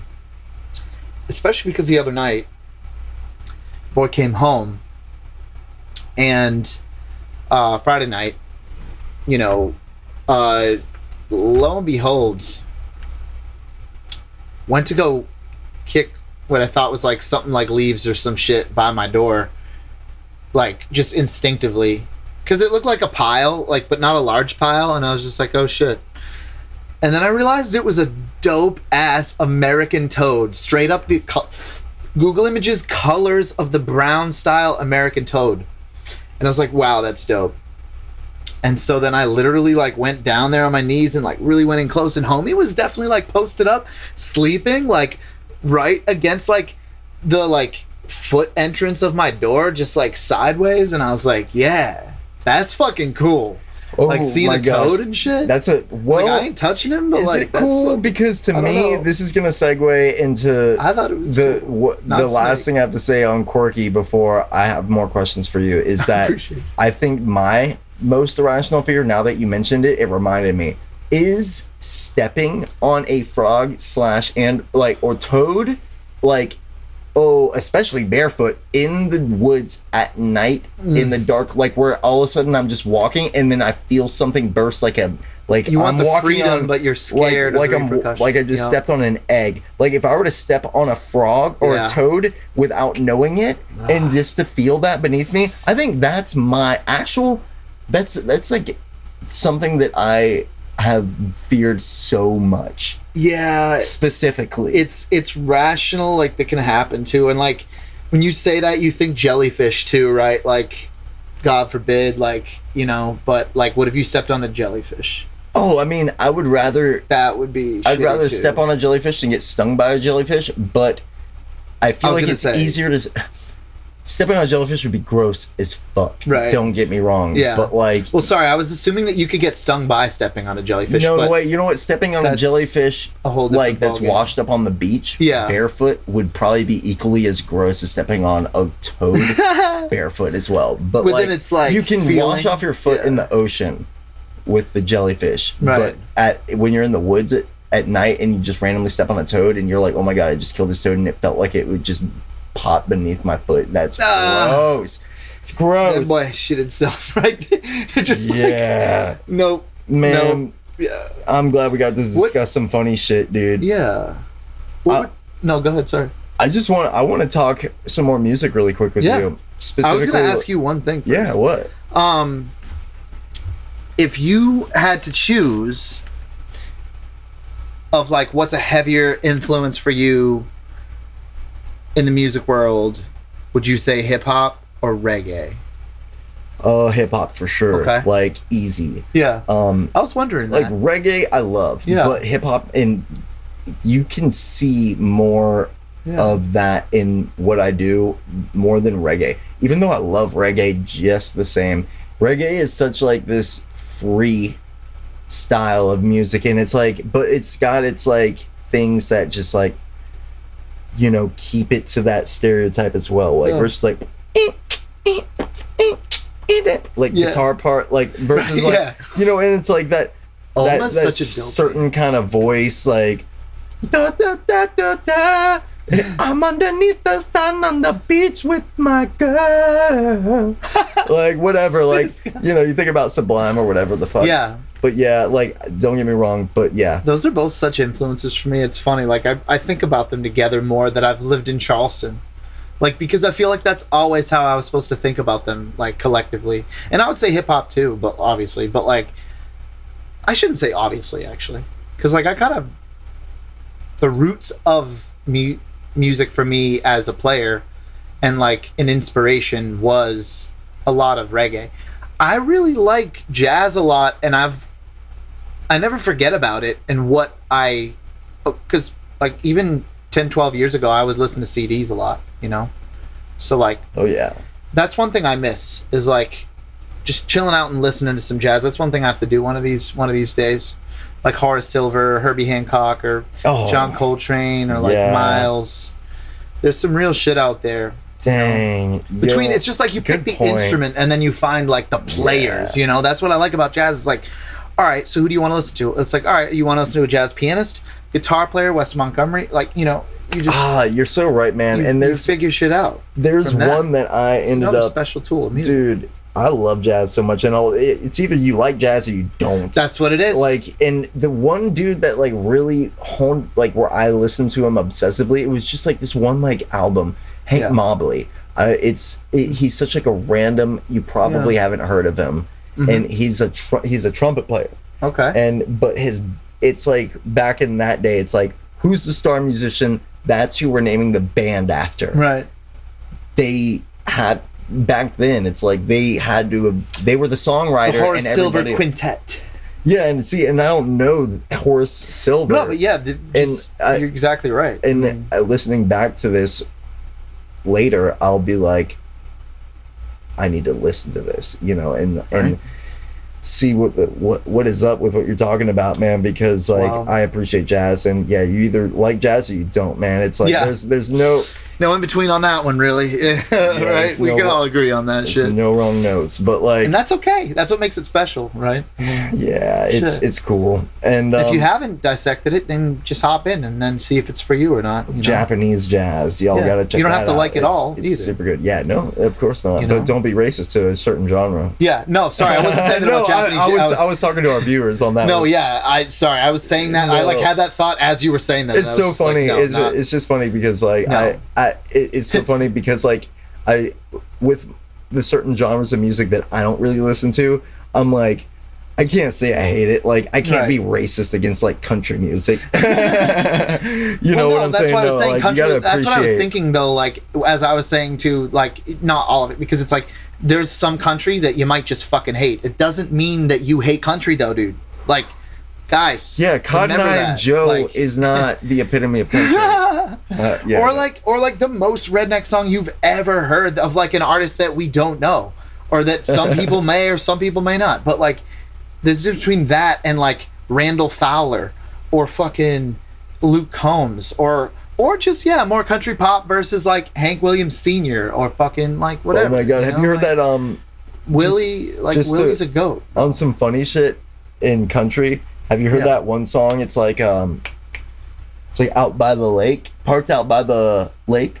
No. Oh my god! What you got going on? No. This one is such like a where you're just like, hold on. Put on a bang. Listen to just wait for this one. What you got? If I can parked out By the Lake. Okay. Do we have any live viewers right now? Nope, there was. We had some homies before. Oh, when you went fine. to the bathroom, we had a couple homies. No, that's cool. People will. I know. I've never done Instagram lives that much. It doesn't Like matter. only 2 times in my life, I think. Nobody's watching right now, but Since like when we 2014. upload it later, people will watch. Like No, I know. That's what's cool. I upload all these to like Yeah, YouTube as well, and you're a beast. I put the video on Spotify for the podcast Yeah. as well because you can do that. All right, Hell so yeah. this is this song. Let me let these ads play through because my. Do you have some water for your boy, by the way? Yeah, because I'm here, drowning. I'll go and get some. No, you're good. Or dying. Sorry. Yeah. I'm drowning. Miles from Santa Fe, and I'm sitting here just parked out by the lake. If you're wondering where I park, I'm out parked by the lake. It's the lake that's 80 miles from Santa Fe. And I'm parked out by the lake, 80 miles from Santa Fe. It's the lake that's walk where I'm at out by the lake. Where was he? Yep. This lake is where Thank you, sir. This cup is so dope. This is a squad cup, bro. Yeah, Shit. There might have been tequila in this, like, dude. fucking yesterday. This is a squad. Straight up, hey. Dude, this So is so sick. yeah, like It's and the you specific art. you talk about tequila in your tracks quite a few times. What's your favorite kind of tequila? Like brand? Like I do give a few tequila shout outs. The end of Get Fly, for sure. I would say, well, if I'm not parked down by the lake, yeah, what would I drink, you mean? If I'm talking about not, the 150 miles from Santa Fe. it was 80, buddy. Oh, 80, But yeah. Good try, dude. It was like- 80. I was Jesus. testing you. That was a. What up with it? Shout out if you are by the lake ever. The one by Santa Fe, 80 miles from it. I was the one, wasn't it? Where the one next to where your truck is You parked? Hey, you know? Shit. Oh my god, it's so redundant. I would say I don't always know sometimes what my favorite tequila could be, but then other times I just know that I should probably stick to Casamigos Blanco. Okay. Or fucking Casamigos, shout out. Or Reposado. Is it Reposado? Reposado is that higher end shit. Yeah, Reposado's pretty solid if they got that shit. Like, you know, it's no disrespect to like certain spots, but I feel like if I just like ask for tequila at a certain spot, like Tin Roof, like I don't know what I'm getting, but it might get it when you take a shot at Tin Roof, you usually get up there. So it's like, So what are those other? Because I'm yeah. out of all the liquors, I like tequila the Milagros, most, okay. but like, I tend to forget these. What is it? You've got the what are these other top tequila brands? Hold on, top tequila brands. It's you got Backsties. What's Espolon? You remember? Do you like Espolon? Yes, sir. Yes, that I've had. I wonder if that was the one that made me feel like it gave me a little more headachy later. And it's not like I go crazy. You don't need to. It's fucking tequila, but I prefer tequila and gin. I'm never a vodka guy, really. And depending on where I'm at, sometimes beer's the option in Charleston, but I really don't like ripping beers too much. It's more of like a Fenway Park thing for me because, like, I'm not doing it at Fenway Park. Like, it's like, why would I add to this body like that? I'd rather do that with food. That's just me. Yo, But there's so I'm many good beers, trying to- and there's so much good weather that caters to me feeling like I want to drink beer. Because I never want to drink beer in cold 9 months out of the year in Boston. You know, it's like, no, I see what you're saying, and it's funny because like that. It's like I'm more of like a beer person. Like I'm sipping on PBR, and I just Thank you. for yeah, dude, just a little pick me up. And so it's like I actually, for some reason, I just like liquor. I don't know. It's just. I don't get me wrong. I'll still take shots of tequila, and like that's my go-to. And yeah, now looking at the different brands, it's like Casamigo or Espolon is seemingly like the main toss-up between it not being house tequila. yeah, right, Which right. whatever that is. Yeah. Like where I'm just like Casa "Ugh." Azul's crazy, right? Like when you go into Mesu on King, I like that place. Mesu on King. Shout out. I Yeah. like that place too. Yeah, they're cool in there. The staff's always like kind of formal, but it's nice and it's small, and it like the host is like right at the door, so it's like it's just like an interesting fit out the way the space is and the feeling is, and like when you look up on the wall in there, if you sit at the bar and you see the wall, like they got different kinds of Casa Azul bottles, and I don't even know. That's like a whole nother language of tequila. That's like it really is though. Like it's its own like. It's weird because like it's the tequila that's like that expensive. So like a shot of that would be like maybe more than $25 or some shit. Oh Like my bottles gosh, are like yeah. $400 or some shit. And it's the if anyone's ever like not known it as Casa Azul, it's the tequila that you like, you tap the bell on top and shit. And I remember the first time I saw it at this party, and I was just like, yo, what is that? Like in Mass, like it was only like 2 years. It was the night I met Amir Max, actually. Shout out to that. Like Shout out. yeah, in June of 2021, when like Amir and I met at this party through our homie Dago. Shout out Dago, who's still a really close homie, and like Shout out. that dude. Yeah, man, he's he lives in Denver now. He's doing his thing, and Love Denver. but yeah, that party, I remember that like this girl just kept hitting that Casa Azul, and I was like, oh, that's what that is. And I realized I looked it up and like found out what it was, and I was like, whoa, sheesh. Yeah, I like the clear tequila more than the not clear tequila. And yeah, but like dude, yeah, now that because I was meaning to ask you about that when I Yeah. heard it, and I was like, oh, this is a fellow tequila drinker. But now that we got that out the way, it's time for me to want to like ask you some more specifics about the album and like Appreciate you, bro. all that, because it's really something to behold. You seem like you really it's like you're what's the word I'm trying to it's like you're trying to express that you're recognizing your influences in like old school hip hop, but like in a new school way, where it's like, because I'm such a lo-fi beats head, like chill hop lo-fi head, like I Love that like shit too. I don't even know why I love it so much. But Charlie I Kendall do. from Mount Pleasant has a lo-fi album. Sorry, it just made me think of that. And I Shout was- this dude out, because you would Charlie love Ken- Charlie Kendall. Yes, he is a guitar instructor in Charleston, and he is also plays around town in different bands. From Mount P, he's an engineer. He's You're talking about the dude with the hair pulled back? buddy. Yeah, That he's in the Chucktown. he plays in That's the Chuck, same bro. wedding band as me. Yeah, I was gonna say you guys have played together. was Sorry, like- I forgot about this. I You was guys like, already know. wait. Yeah. I was like, dude, no, you are Dude, describing. Chuck I was like, Namaste I has a recognize dope lo-fi. that. Yes. that name. I was gonna say, and that dude is like you, Dez, and Chuck. That's a he power. graduated from Berkeley. Yes, sir. Yeah, Lived in Boston, he's like the Massachusetts, chill at dude, Berkeley. pretty tall, Lived in New York. top bun, like hair, long I hair. haven't seen pulled back. Charlie, man, in a few months, and I miss Charlie. He is a guitar instructor. You're right, and I was like, yo. By the way, I was like, to him, like personally, I was like, I might get some guitar lessons from you. I'm He's the pretty guy. damn- Yeah, I I'm would. pretty damn- I would because need to do the he's same. so Yeah, good. Noble. Like, Yep. like where you see like Oh, yeah. guitar, like I'm like a mediocre guitarist, but he's like an incredible guitarist. And I didn't know Facts. that he had a freaking man. I've been sleeping on my Bro, friends sometimes, no, man. That no, disappoints it's not me. even that, dude. Everyone's just doing shit. It's dope. Well, here's the thing. Chuck is on the song "If Heaven Had a Phone."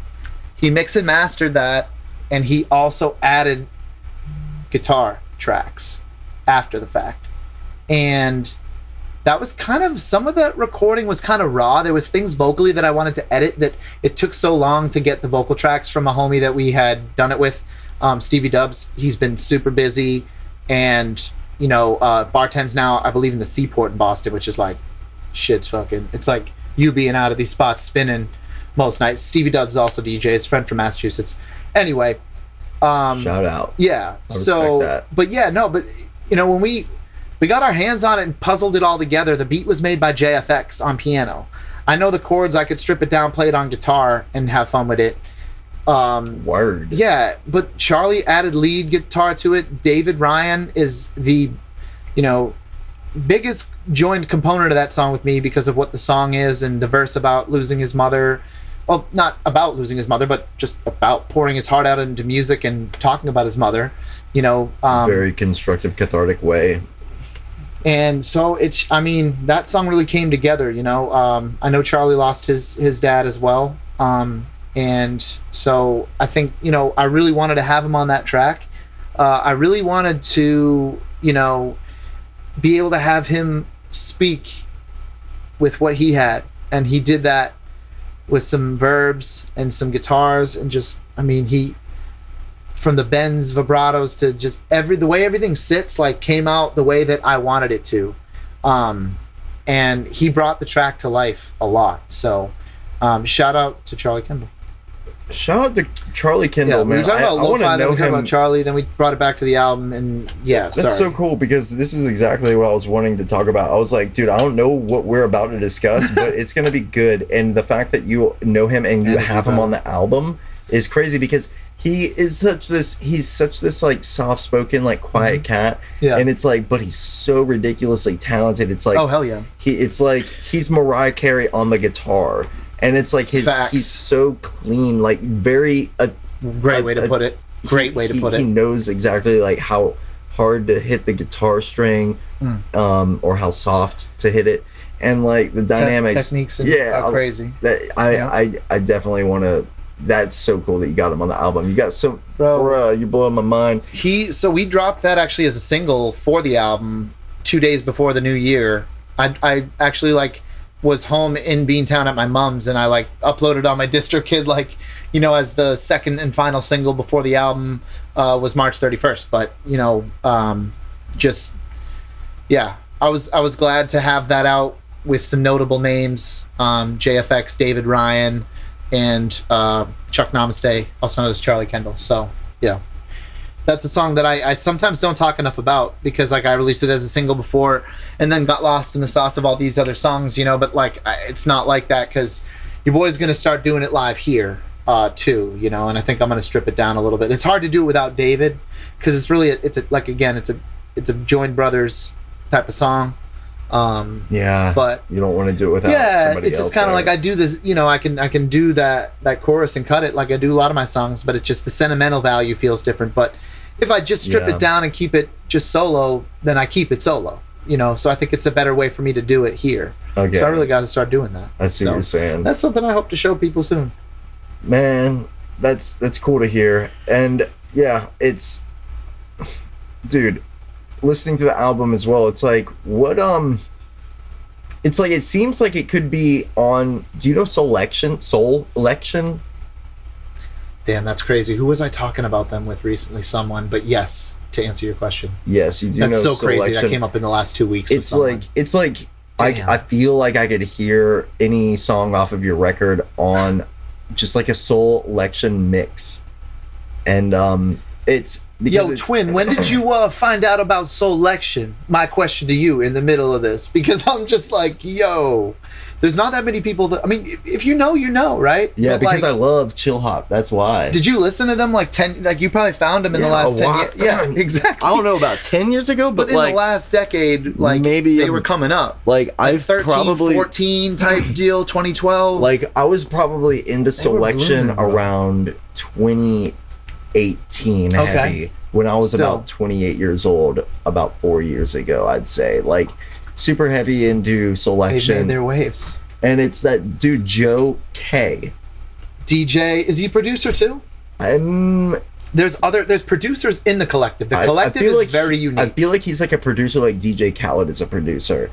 But he is... They're like 15, 20 deep between producers and DJs and a couple vocal artists, but mostly instrumentation, right? Is what I remember. But it's probably grown since I last checked their roster, because they used to have a roster on their website. Yeah, it's likewise. It's been a minute since I've researched, but back then I was just because it's just funny how different years you're listening to different music. I still appreciate lo-fi so much, and you're bringing it back. That's the thing, because it's just it's one of those A lot things of like producers to thank for that. where I would do a lot of I don't even remember how I'd first find my first like chill hop things, but like I ended up getting into the 24/7 YouTube channels of chill hop radio. Yeah. And it would say the artist and the song and like look for music that Yeah, way. for sure. But like what brought you like to that? Because I feel like it's like I feel like you might be like one notch above chill hop, like to the point where it's almost Kanye influenced with like. I mean, you just pulled it right out, bro. Of me is that like that was a big mixture in the influence, and I think when you like, you know, when you really like, you know, dig deep to that stuff, like it's just gonna stay with you. Like K-Tronada. Yeah, like K-Tronada when he was first coming up, like I feel like I might have been like on that train like right when it was blooming. I can't say that for certain, but I mean 2011 2012 K-Tronada was starting to drop tracks, and like that like combination of like housey, like neo soul, like again it just doesn't, it's just washy electric piano sounds but in their own way, and it doesn't only have to be that, but it's like beats like clappy, crazy drum kits, but like neo soul to like, like Anderson future Paak with housey. K-Tronada is like crazy too. They have a track together.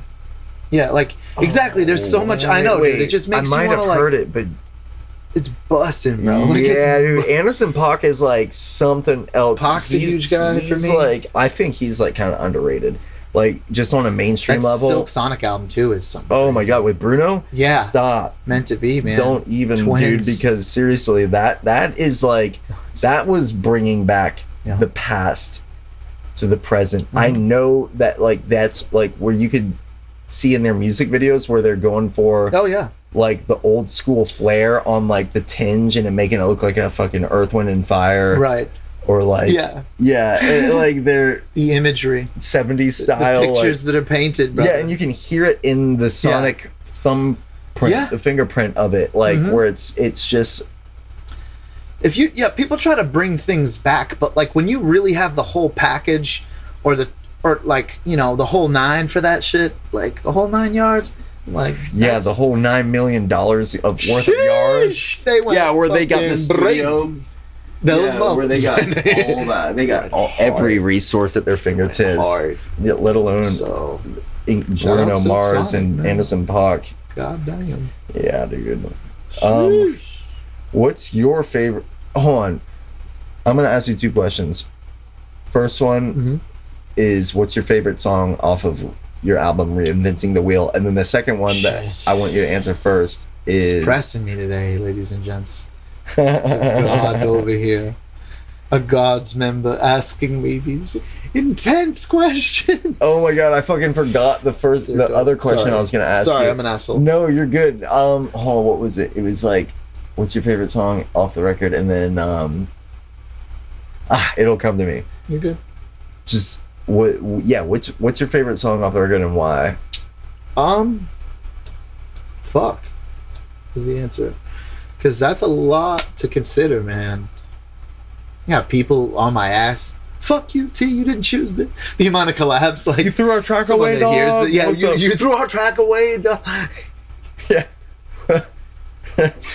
God damn it, I T. thought we were bros. Right? Yo, you the ops now, but no.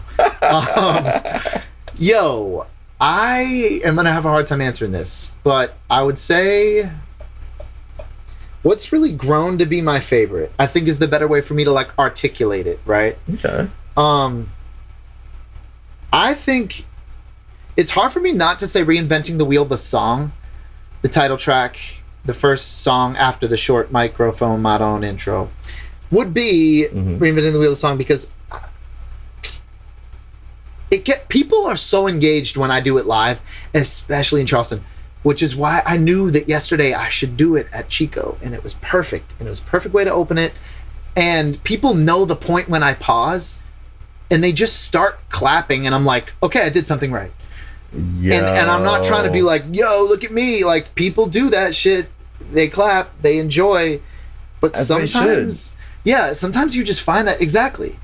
like we need that energy in here in Charleston. Like we need to push music forward. That's the best ever. Yes.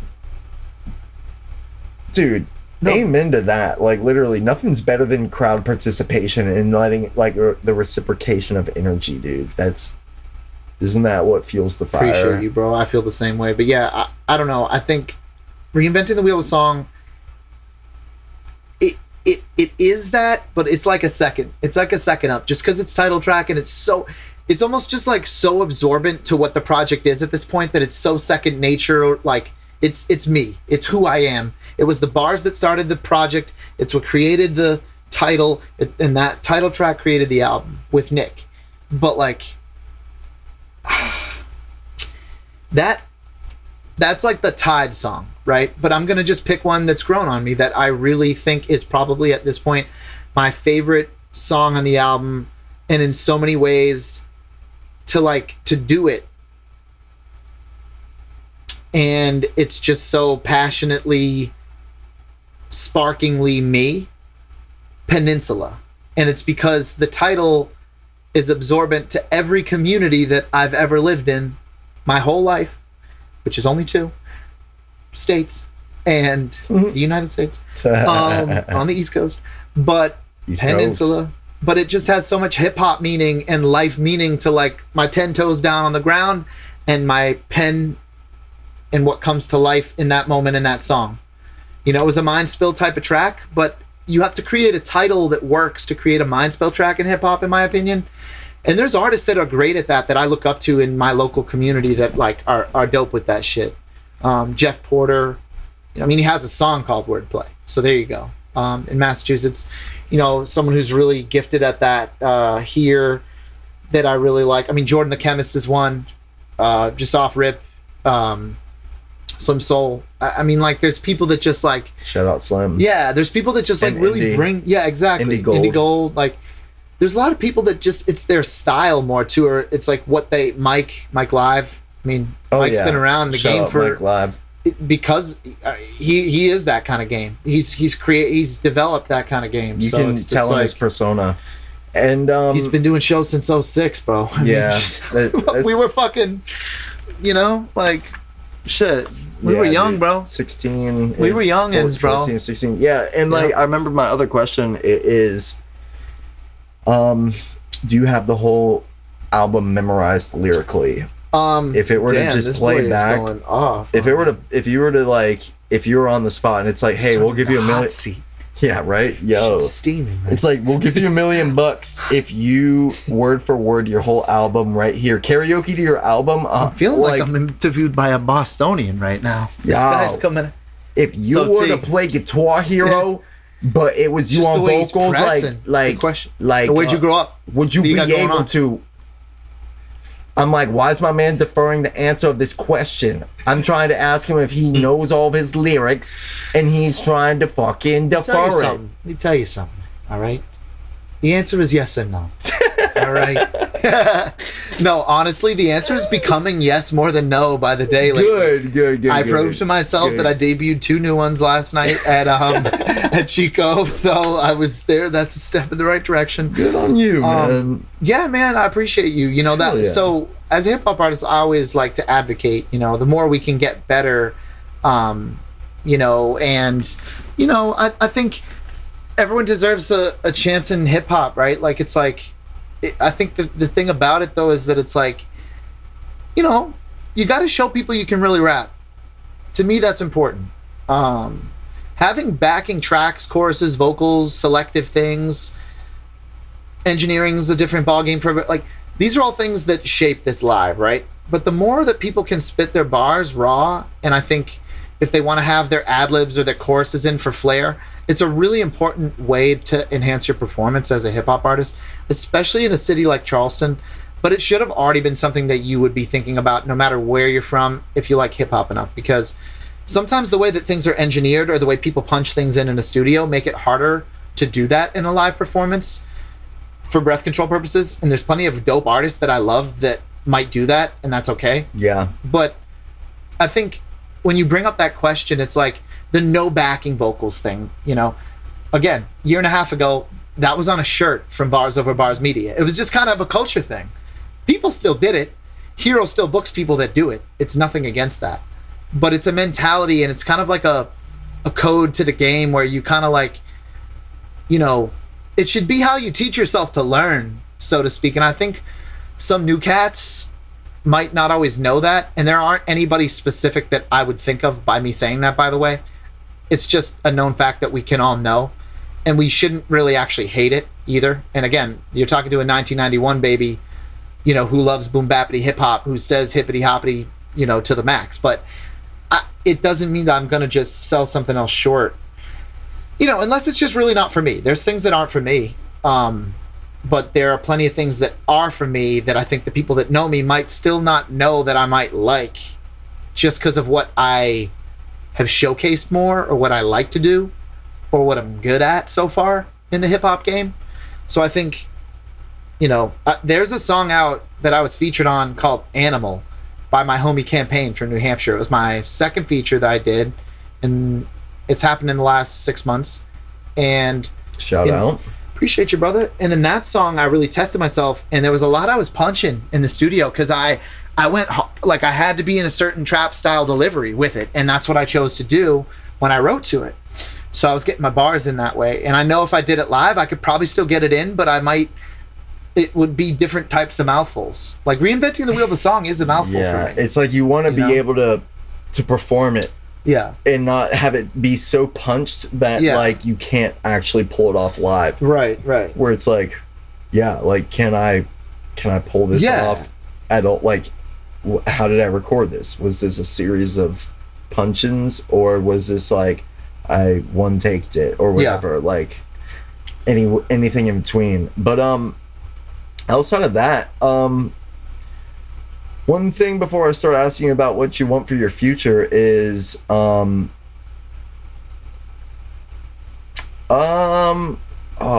was I gonna say? I did answer that, Peninsula. Sorry, I was almost thinking I didn't fucking.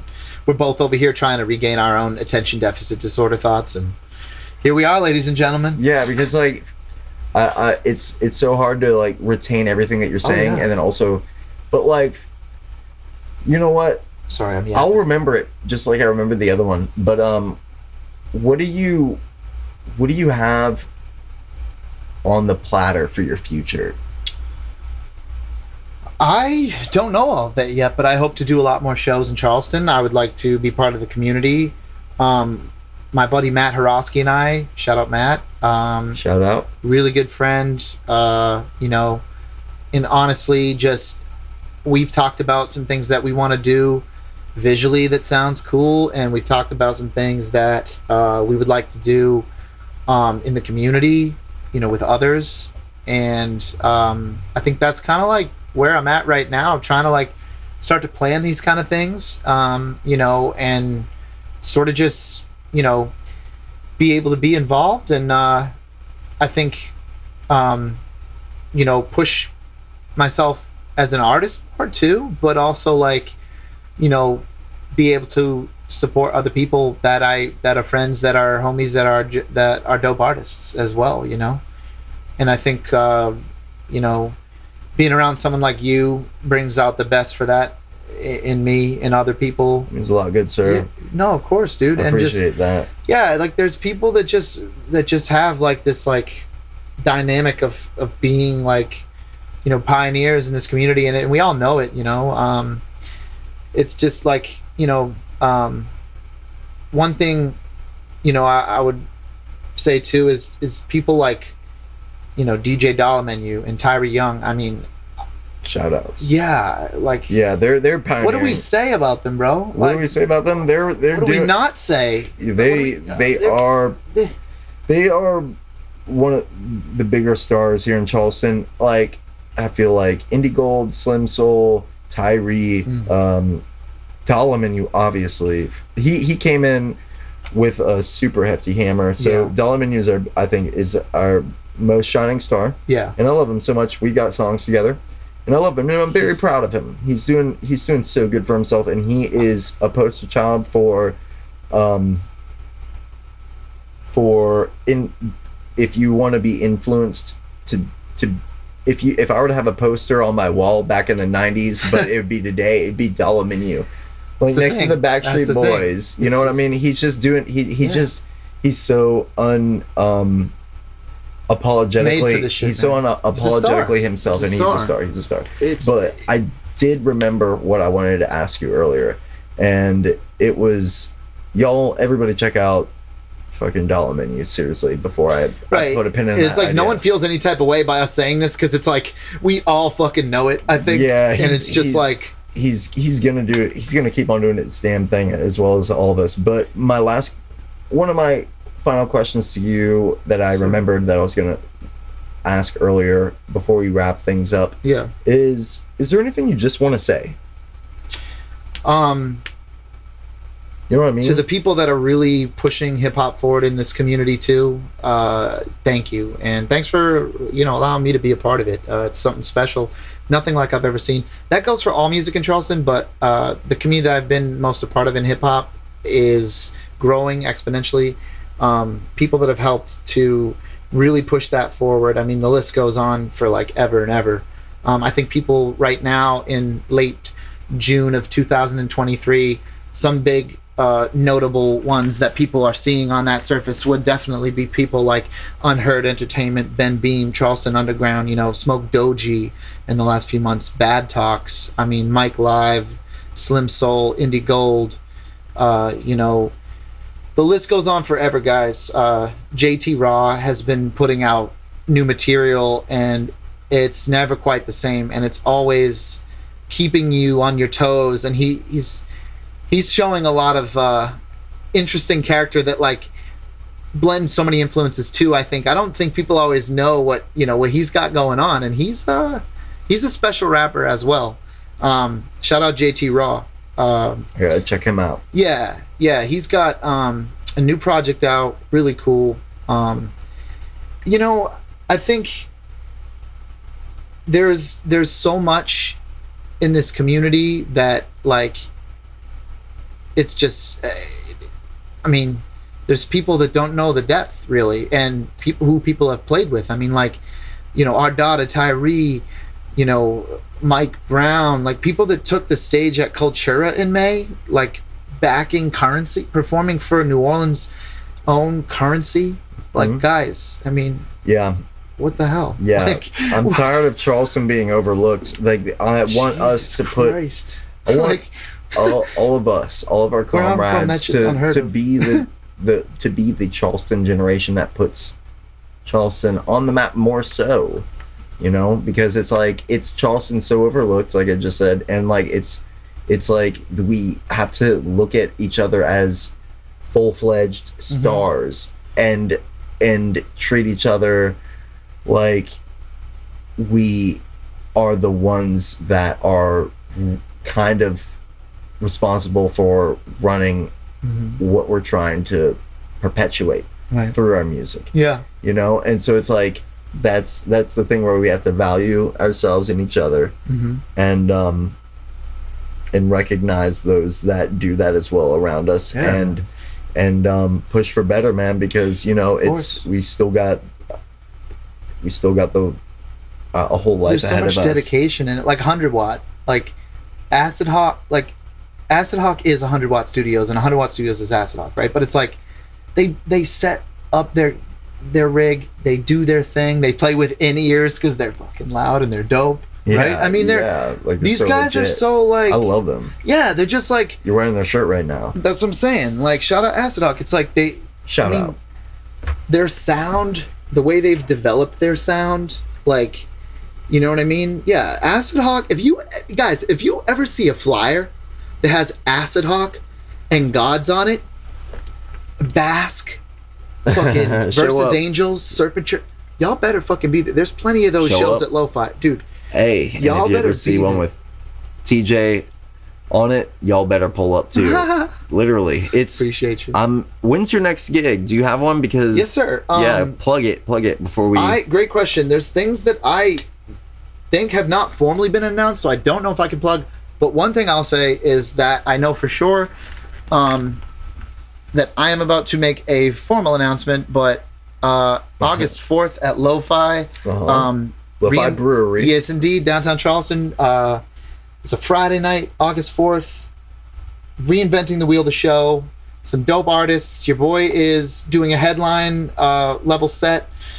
And first headline, appreciate you. So Good on you, dude. very excited for that, and thank you, man. That'll be a good one. Stay tuned for those announcements very, very soon. As well as July 15th. Before that, I am locked in at a Purple Buffalo festival show between 1 and 6 p.m.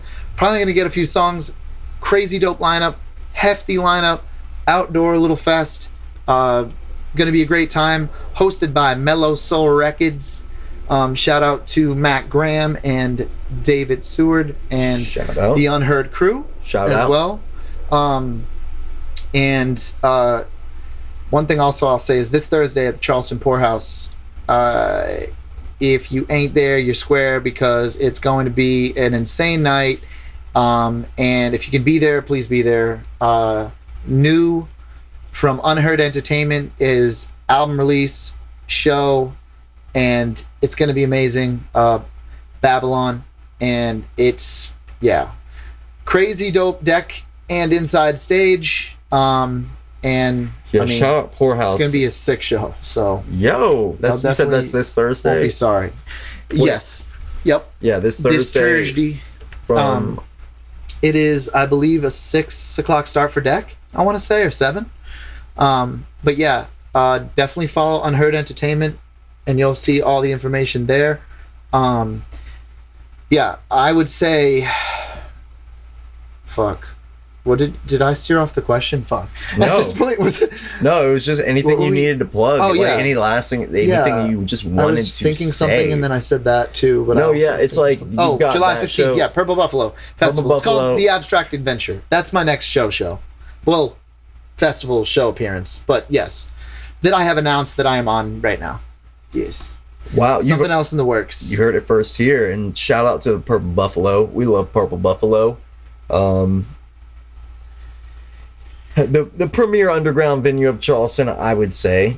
And dude, I can't thank you enough for even pulling up and just being a genuine guy Thanks for having me, from bro. the start, and not only just we being went hard on this. Like, we went hard. Yeah, man. So- Like this is gonna set the new bar for the podcast, dude. I feel like we had a really good flow, and I appreciate that. I've been listening to so many podcasts Likewise. leading up to this, and I was just like, okay, cool. Like, where should I go with this? Like, what things can we do? You really gave me the time to be free, so I appreciate that. Yeah, dude. Of course, Like, man. Like, it's. Thank you. I want it to feel like we're just talking and Oh, yeah. getting to know each other. Yeah. And it's like, even people that I've had, like, that I've known for a while that I've had on the podcast, I still seem to find out new things, Yeah. like, just because we're in front of a microphone and a camera. The name of the game. You know what I mean? Name of the game, brother. Of course. Well, this concludes the 27th episode of The Pursuit of Sound with Double Crown with TJ, and we appreciate you so much. Thanks for tuning in. Thank you to Phil for having me today, man. Always. And thank you, good sir. Y'all have the best day. Cheers. Stay tuned. Bye. Peace.